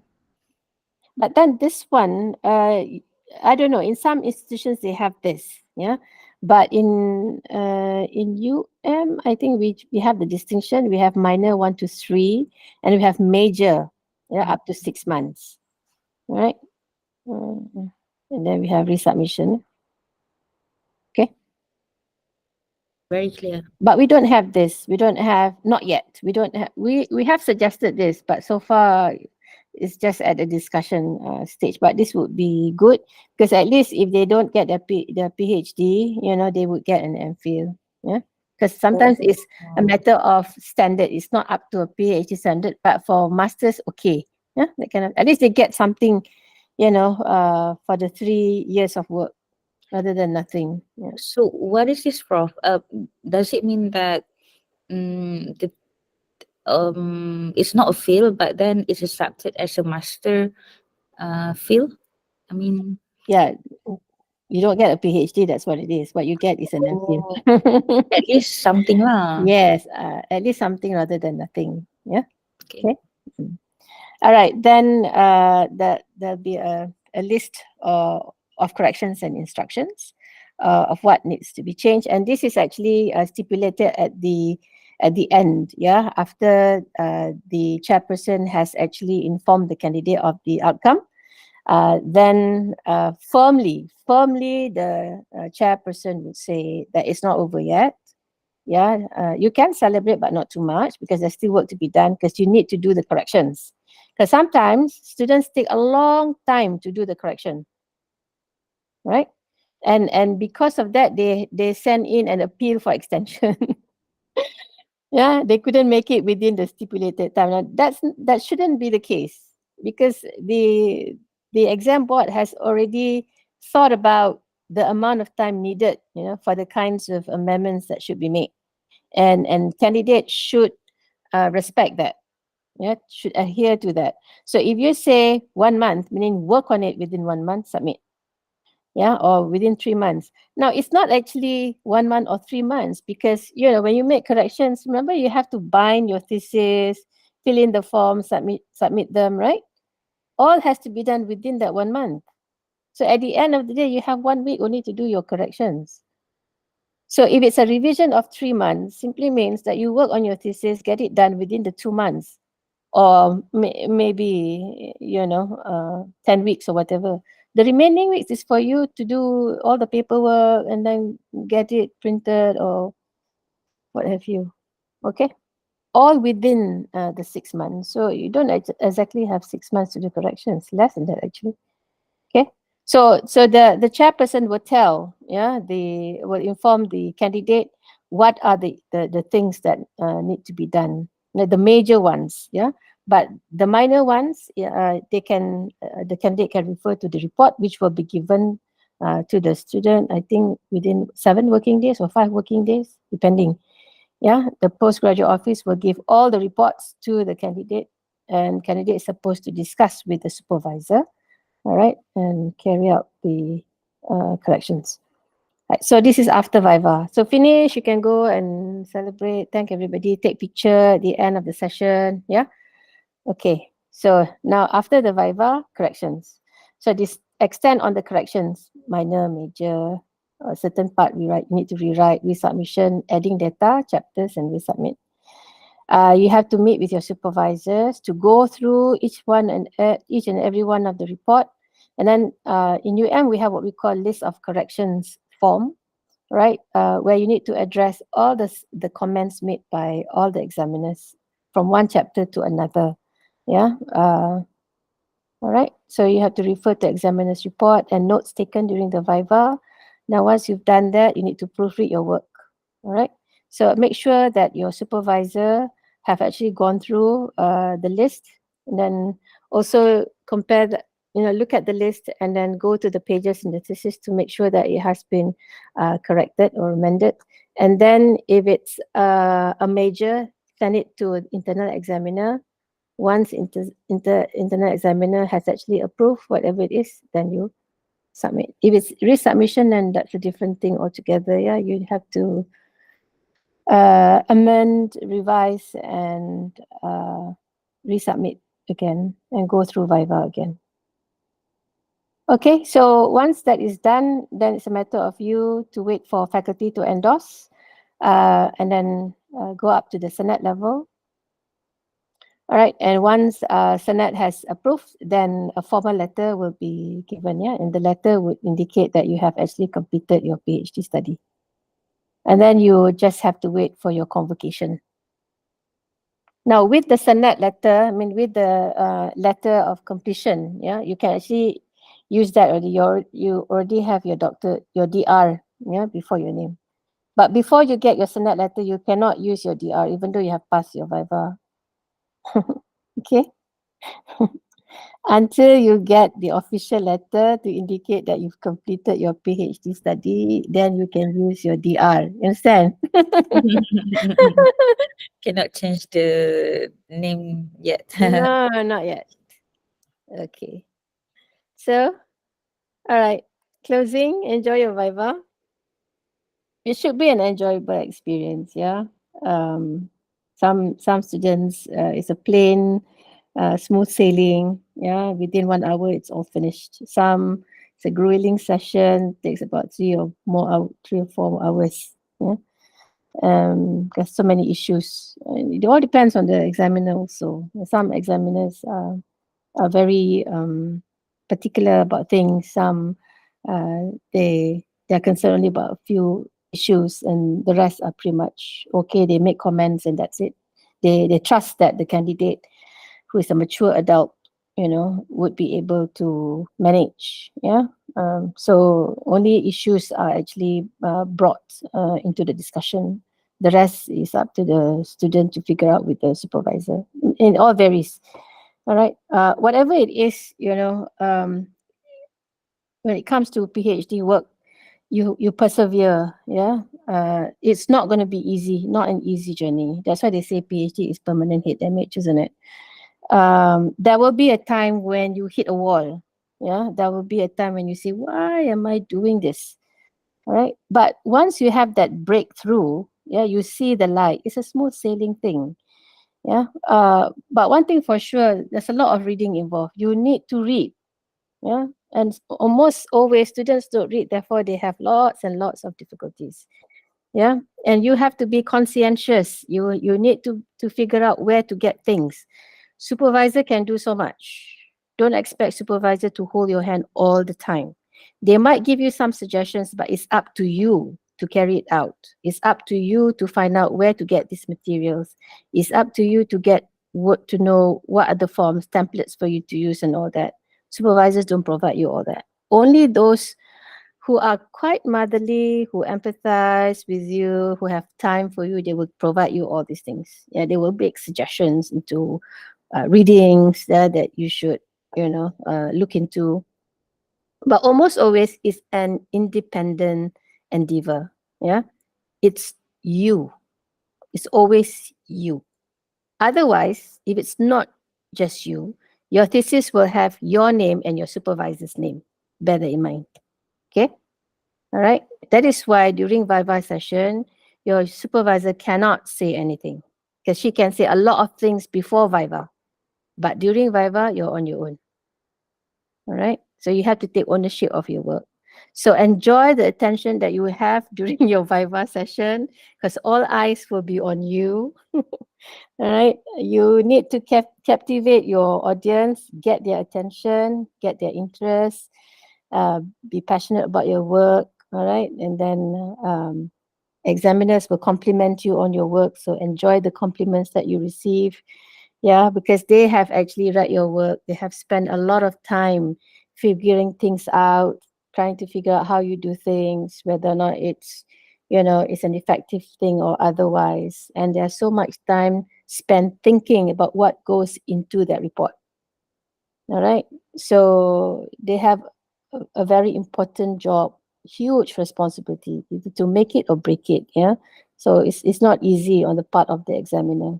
But whatever they say, whatever comments they make, these are constructive comments, yeah, for your own good. All right. So whatever the results, yeah, hopefully it's positive. You go out and have your celebration, yeah, your post-viva celebration. Now, in some institution, I think immediately after the candidate, this through my observation, yeah, going out from the viva room, they will scream, "I did it!" And then run through the corridor, and then they have a huge celebration, yeah, immediately after the session. So go ahead and celebrate. Yeah, you deserve it. But then don't forget to come back because it's still not done. You have to do your correction. So target is no corrections. And that's the end. All right. Q&A now. Question from the audience, our friends. Prof, I just wonder, like, throughout your long career as being an academician, is there any tales? Because we yesterday we have a lot of tales, cerita, and something that you still remember, something. Yeah. Cerita apa? What kind of, sorry. I don't know, those young you think like makes memorable, something that you cherish a lot in your life. Not to be like particularly have to be dramatic. I mean, but something that you think like for us it will like something that we can anticipate, something to reflect on perhaps. Anything that you have in mind? Some. Oh, I have a lot. I have a lot, but a few stick in my mind. Okay. But I'm not going to talk about Azani here. Rasanya tak ada. Lagi dia masuk.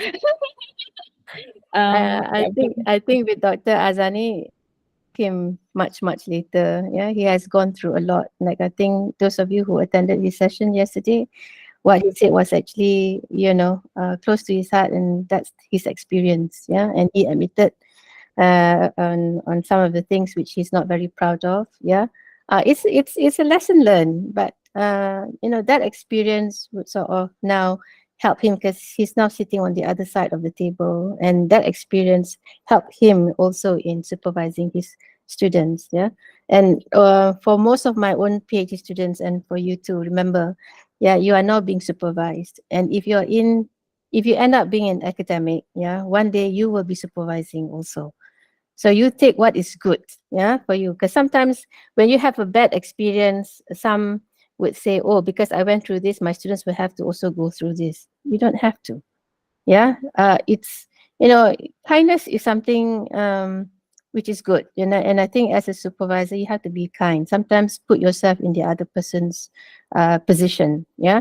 I have gone through experiences whereby candidates of mine go through death. Yeah. Someone in the family passed away. They themselves go through breakups. Yeah. Relationship breakups, which of course, affect them. Some of them care for their elderly parents or siblings who have terminal the illness, at the end of it all passed away. And how do they get out of that, So as a supervisor, it's good to know. I mean, you need to know about these things. And having gone through so many years of supervising students, there are certain things that would give you the red flag. For example, if a chapter is due and students delay in submitting, something is wrong. Okay? And then you remind, and after a while, there's still nothing, there must be something wrong. So I don't know, I take it on my part as the role of supervisor to find out what's going on. I need to know, why are these chapters not coming in? All right. Why are they canceling meetings? Okay. So you need to find out, because they are your responsibility. Yeah? This is amanah given to you. So you need to make sure that, at the end of the day, they get something from you and they finish. Yeah. Our target is to actually graduate the students. Yeah. How you do it, whatever it is, all depends on the relationship you have with your students. I've got student who was doing very, very well, and coming to the tail end, it's just, the last chapter that she has to write. She passed all her candidature defense, everything done, but her father passed away. Okay. And she said she has to go back to her home country, so I said, yeah, go. And then little did I know that, she took like a year to mourn. And then after 1 year, I said, enough is enough. So I called her and I said, come, let's meet up. And I said, I think your father would want you to finish this. Yeah, at least you owe it to your father to finish this, I think somehow or other that really sink in. Yeah, and then she finished it. So, sometimes, you have to give room for the students to mourn, or, some space maybe. Yeah. And then it's like playing a kite. To me, supervising with students like playing a kite. And I play kites a lot, yeah, with my students. Do you know how to play kites, Sumira? Yeah, you let go of the kite, go as far as you can, but then you pull it back. Okay, and then you pull it back, and then let it go, and then you pull it back. So I play kites a lot. Azani, with you, I play kites a lot, right? I let you off, and then I call you, come, let's meet up. And I let you off, and so it's like playing kites. But sometimes the kite went too far off, so much so that it went out, out of my radar, let loose, missing in action. I never came back. So it didn't work. So when you pull the kite back, simply means that, hey, I need to look at your chapters. All right, have your discussion, and then you let them go. Remember, PhD is an independent work. All right, you have to work it out. Find a schedule which is suitable for you. What is the time of day that is best for you? Yeah, is it very early in the morning, or is it late at night when everybody's asleep? That's when you work, or is it during the weekends? I don't know. For me, when I was doing my PhD, holidays, I hate holidays. I hate the weekends. I hate all the weddings and so on. It's so disruptive. Yeah. But if you maintain a certain amount of time, 2 hours a day or 3 hours a day consistently, inshallah, you get it done. Saiful, you have a question? I think he has a question to Dr. Azani regarding requirements. Okay. Yeah, it's specifically to the other. Jalan, Dr. Yeah, what's the question? Oh, So, Prof, it's about a specific requirement from UAE.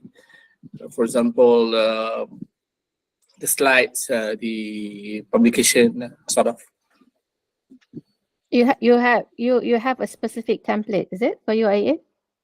That's what you know, Prof Jariah want to answer, or me answer? I'm not sure. I think it's UAE, so you better answer.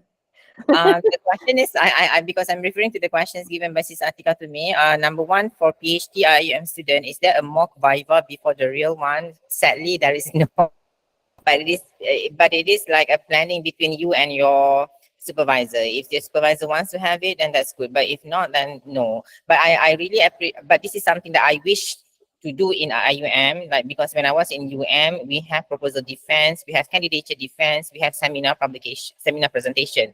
That really helps me before going to Viva. So I wish, inshallah, we will work on it. But for the time being, we don't have. But you can ask from your supervisor, because my students would ask from me. So you can ask from your supervisor to organize the mock Viva sessions with you. What you mean by that is your supervisor will get some of their colleagues to come and pretend to be the examiner and ask questions and all these kind of things. But that again happen between, if your supervisor agrees to do that. And then the second question is, what is the latest requirement for journal publication as a graduation requirements? Yes, for PhD now we have a publication requirement. You need to publish 2 articles. But compared to UM, you have to publish in ISI journals, right? But in IUM, we are less restricted in that particular way. So you have to publish in any referred journals. Okay, so not necessarily to be Scopus or ISI, but any reputable journal, accepted, referred journals, then that should be okay too for PhD. And then slides. How best should the slide be? Allahu Akbar. Please. Prof, I think you have mentioned something about the slides yesterday, right? Yeah. Prof did mention, yeah. But there is no IUM requirements in terms of, the headings, what are the headings that you have to include and all these kind of things. Because yesterday I gave example of one university where you have a specific, there's a specific template, but in IUM we don't have that particular template. It is again up to you to design your presentation. Okay, Mother Saiful? Okay. Yeah, okay, thank you for that. All right. Can I add to that?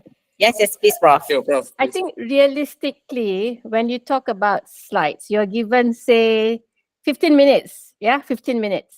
Okay, it could be 20, but never mind. 15 minutes is safe, because I think you can, if you have extra time, you can, at the end, elaborate a few things. All right, so within 15 minutes, how many slides do you think you need to have? Yesterday, I heard 10, 15, or what have you. But whatever it is, there's certain headings that you need to have in your slides. You have your introduction, which is background of the study, maybe. All right, which includes why the study is important. Yeah, you can have that in one slide if you want to. And then another slide would be, what would be the problem, the issues that you are going to, focus on, or you are focusing on. And then you have one slide where you talk about, Zani, objective and research questions. Because if you have both side by side in one slide, then you can see how the questions are actually aligned with your research objectives, right? Now, what comes after that, significance, why it's important, it's up to you. You can have a slide on that, plus limitation if you want to. And then you move on to your literature review. So literature review, the first slide could be in terms of what are the what do you call that, the prominent ones, where you can actually show the gap. What my students have done, depending on the complexity of the research, sometimes they have 2 slides with a table to depict these are the various studies that are relevant, crucial, and then to show the latest one and the ones before, to show development of the research in the area. And then also you have a column to denote what kind of method they use, the framework they use, what findings they get. And then you highlight certain keywords for easy reference, and then within which you can clearly see the gap. All right, and then you have another slide which may be dedicated to another aspect of your work. Yeah, the research within that. I think, Sumira, you have 3 items, isn't it? You might end up having 3 slides. I don't know. But it's a quick way of you going through your literature, that you have actually reviewed. At the same time, highlighting the theory, the framework, the methods, and the findings, and so on. And from there, you can see where the gaps are. Finish. Then the third one would be your methodology. What goes into your method? Okay. The framework that you want to use for your analysis. Now that should be, depicted, maybe a figure to show how these frameworks interlink with one another. While you're showing that, you can actually explain what it is, what are the categories, and so on. Unless you want to show the category on its own, then of course you have another slide on that. Otherwise, just one slide to show how these theories interlink and then explain. Remember, your examiners have actually read your thesis, right? So they know what the framework is. Just for you to show quickly, go through them. All right, that's the framework. And then you have another slide where you talk about your sample, your instrument, and so on, method, coding, all those little things. Yeah, what you need is just points, and then you elaborate. Okay, and then your findings. Our findings is pretty much interesting. If it's quantitative, of course, you need to show all those tables. But how many tables do you want to show? Yeah. So within the table, you might want to highlight. So you just highlight and draw the attention of what significant value you have in the table. You can have 3 or 4 depending. So each slide would carry out a few seconds. All right, a few seconds. And then just go. And then you talk about, if it's qualitative data, then of course you need to have extracts. All right, so these extracts are important. Why? All right, so within the extract, you need to perhaps, bold certain keywords or phrases. That is where you draw the attention of the examiners to these extracts. What value do they have? And this is actually part and parcel of what you have found also. All right, then after that, last chapter, isn't it? Okay, last chapter talks about how you have achieved your objective, what are the implications, contribution, and the so what question. Further research, maybe 1 or 2, not too many, because if you put up so many, examiners will ask, why didn't you carry it out while you're doing your research? Yeah. And then you have your list of references. Thank you, Q&A, finish. So how many slides all in? Anybody counting? About 10, 15? Yeah. 10, 15. Yeah, that's it. Because you know what? Each one of these are actually assessed.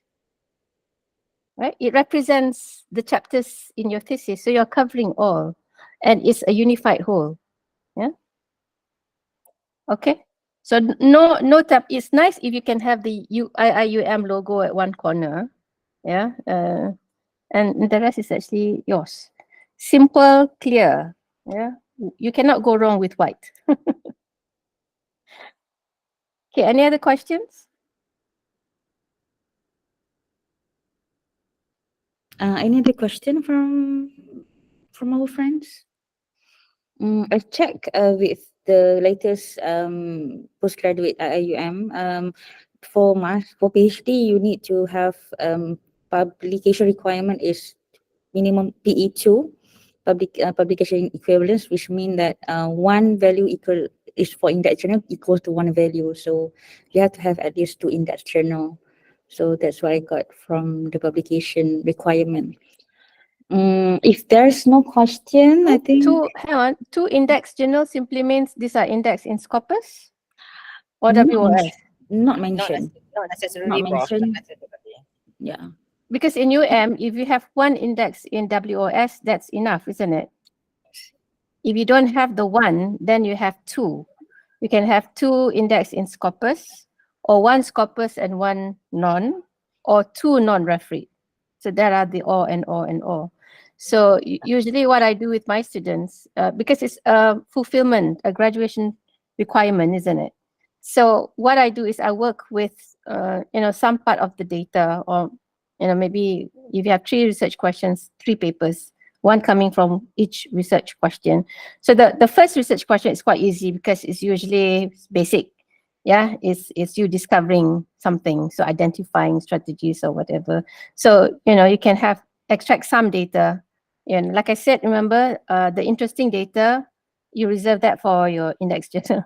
But the other data you can actually, put together and then write a paper. You can send it first to a non-referee journal.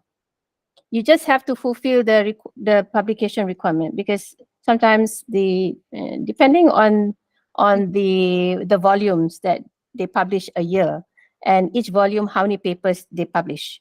All right, so if you go for a publication that publishes 1 volume a year, only 5, what are your chances? Very limited, isn't it? So go, if at all, go for journals where you don't have to pay for publication. Yeah, these are free.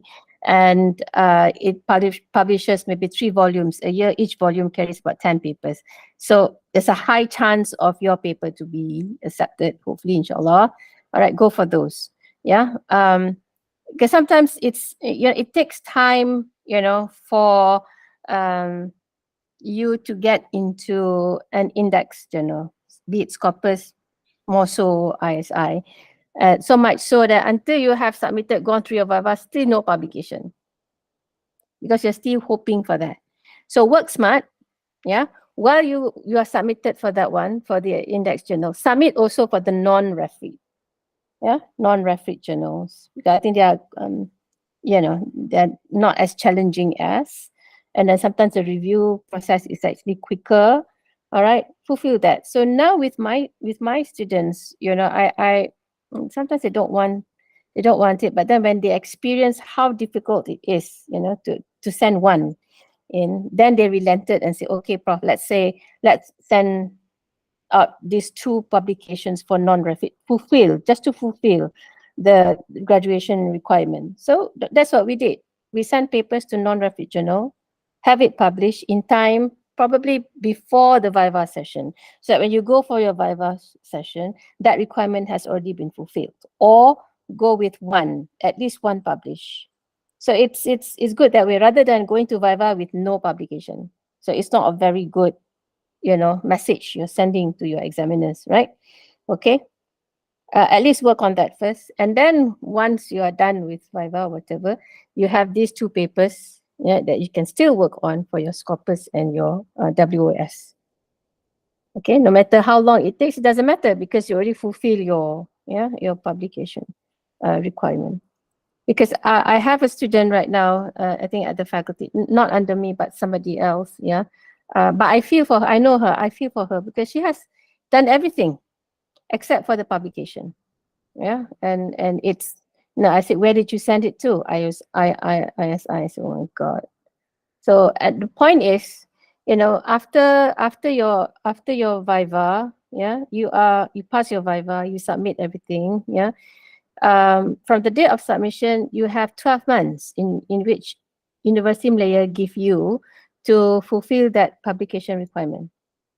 After the 12 months and still you have not fulfilled, you have one publication only, or whatever it is, out you go. You will not get your PhD, even after you have gone through your Viva and so on.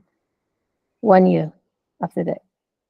And the process for publication, it takes a few months, 9 months, 8 months. Nothing less than that. Seldom, 6 months. The review process takes a long time. Are there any other questions? I thought I saw some questions. No. No? I just posted the IUM publication list. Okay. Yeah, but I All think right. there's no question. Yeah. Sister Vera, do you have any other question? I need the email of Prof. You need my email. It's jariah@um.edu.my. Oh, thank you. Thank you. Okay. All right. Okay, I think with that we can wrap up the session. Oops. um,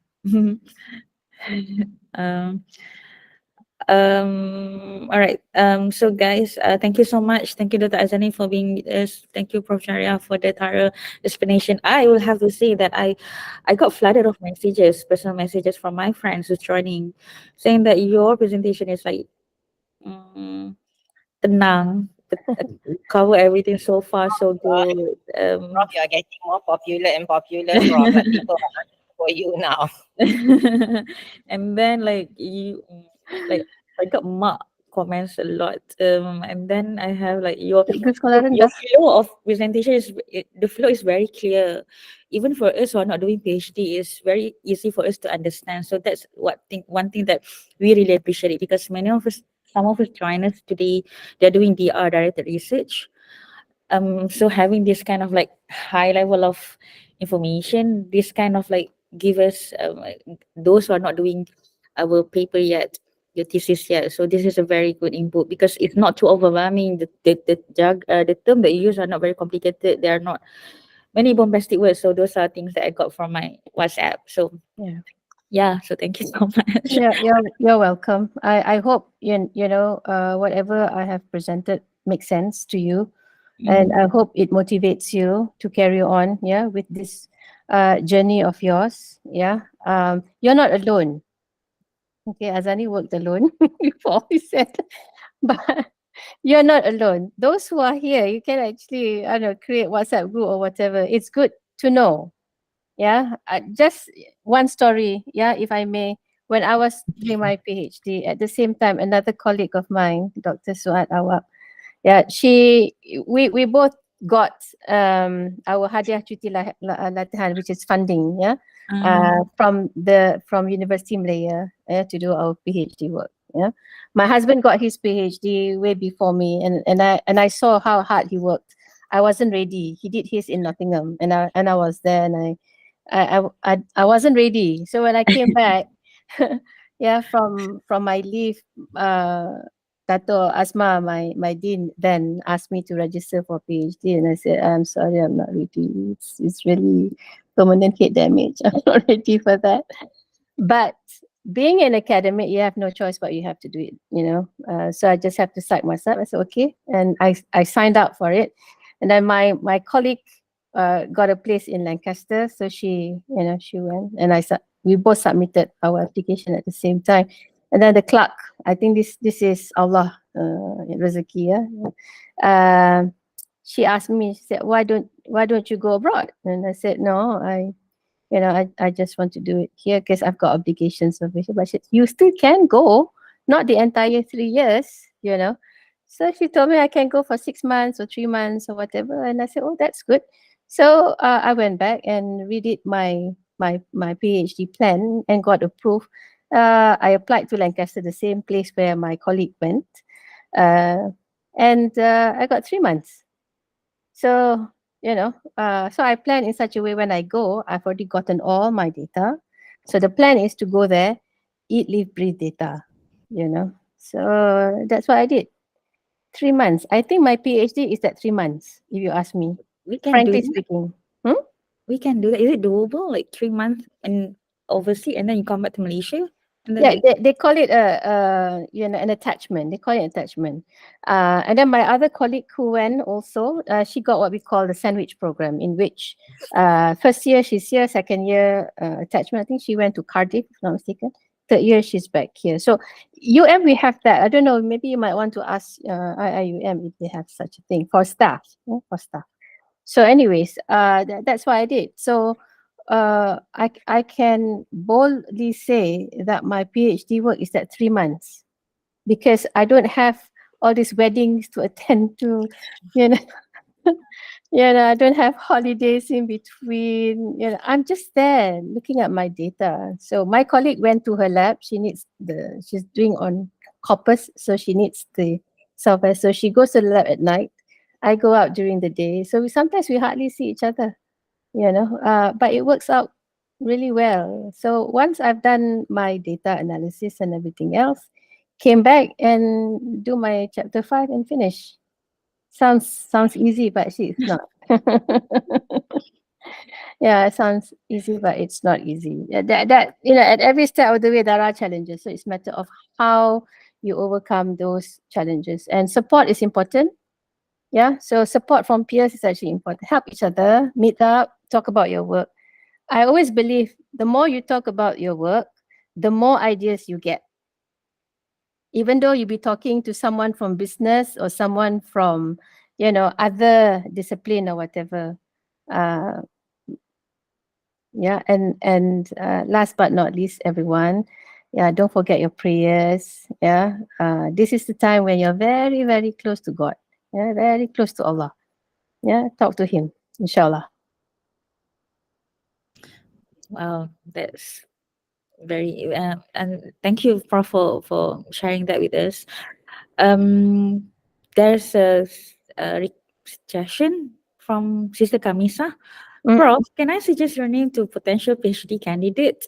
A friend of mine, Cikgu Florenda. She want to suggest your name to her friend. I mean, potential supervisor, I think. Oh, Sister Kamisa. okay. If I cannot supervise. I cannot take in new PhD students. Like I said before, I've retired last year. But as honorary, I can be external examiner. For other universities, I do training, conduct seminars and workshop. And at the moment, with the students that I have, I'm trying to graduate them. Yeah, I have another 6 more. Yeah, that hopefully by next year they will finish. But I will not be able to accept new ones. Even though if I want to, I cannot. So what I do is I still get requests from China and Indonesia and all that. So I would write back to them and I said that I will, forward the application to our postgraduate office. At the same time, I will alert the deputy dean so that, the proposals will be looked into, and if everything meets the requirement, they will send out an offer letter to join. So Kamisa, maybe the same thing. You can inform your friend. But the minute she's in our program or PhD program, there can always be consultation.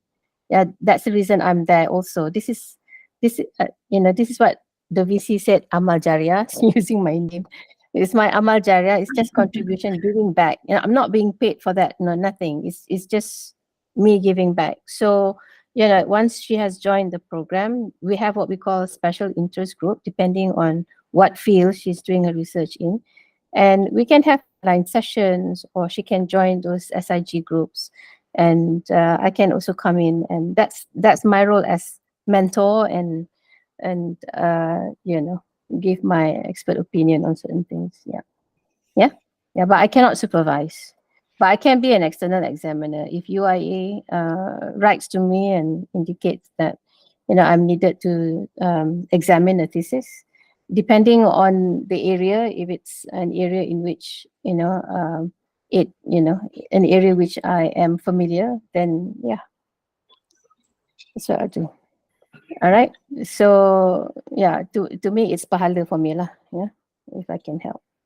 All right. Prof, actually I need content validity of my 2 questionnaires. Can I send you? Would you be able? Content content validity of? Okay. 2 questionnaires, 2 survey questionnaires. One is regarding school effectiveness. That is actually made by Jeffrey Fouts. Oh, okay.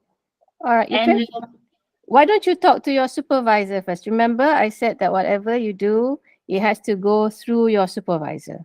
Yeah, if your supervisor approves, then you can just email it to me and see if I can help you with it. Yeah, because sometimes I will go through process, but I was checking, like, you are now retired, so is it okay if I send? I mean, send through proper channel. They are like your adopted children, Prof. I know. People Yeah, can't you can forward it to me and see what I can do. Yeah. Oh, thank you. I already sent to, I think professor belongs to UPM, Dr. Fauzi Ahmad. Which faculty? Education. Oh, education. I see. Yeah, education. Dr. Fauzi Ahmad. But Not Prof familiar. didn't reply actually. I need content validity. If it's modern languages and communication, yes, I'm familiar with stuff from there because they are my colleagues over It there. is leadership. But It is education, leadership no, communication. I'm not into education. So if you're doing something on, if you talk about leadership, what was the other two you mentioned a while ago? Leadership and what? Leadership and educational administration. You see, so that's Dr. Azani. That's education. Because education, they have their own way of doing things. It's different from linguistics. Yeah. Right? But I can look at your questionnaire that needs to be validated. Is it? Yeah. Okay. I can Thank you. I can look at that. But these questionnaires, are they your own or is it adopted from somewhere? No, adopted from Jeffrey Fouts and another. Okay. So when you submit the questionnaire to me, you also need to submit the article by that person. Yeah, because I need to know what his take on it. Okay, sure. I don't have any background on that, so Okay. Okay, if it's anything to do with Thank you. linguistics, social Thank you. linguistics, yes. Thank you so much. I'm Education. obliged. Okay.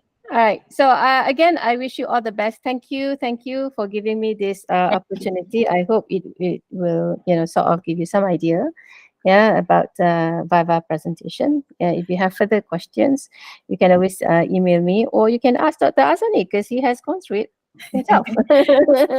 Prof, can we take picture first Yeah, okay. before we forgot? Like, All right. can everyone turn on the cameras? Yeah, turn on your camera. Be pretty. Fina. Okay. All right, ready? Our sister will take picture. Hi, Kak Sin. Hi, Kak Oni. Okay. All right. Oh, tak dengar suara. Okay, 1, 2, 3. Okay, freestyle. I don't know how to do freestyle. One, two, three. Okay. All right. That's a wrap Thank up. you. Thank you so much. Thank you so much, Dr. So much, Prof. Thank Azani, you so much, Kepsa. Prof, and everyone who's joining us. Inshallah, we'll have the recording sent within 3 days. So inshallah, thank you. Itu And KPI tu 3 days. because they after the session they asked me to give it straight away, so Oh, we okay. can't do that straight away. Okay. You All need right. to wait for those. Okay. Yeah. right. Feedback. I would like to remind everyone to fill in the feedback form. It will be sent to your email. We got a lot of feedback. If I can read, Prof, I can say some yesterday from the feedback that we have. Like, our friends really like the input that we have because yesterday is a lot of storytelling. So Malaysia, we being Malaysian, kita suka dengar cerita. So they were. Dr. Azani cerita tu.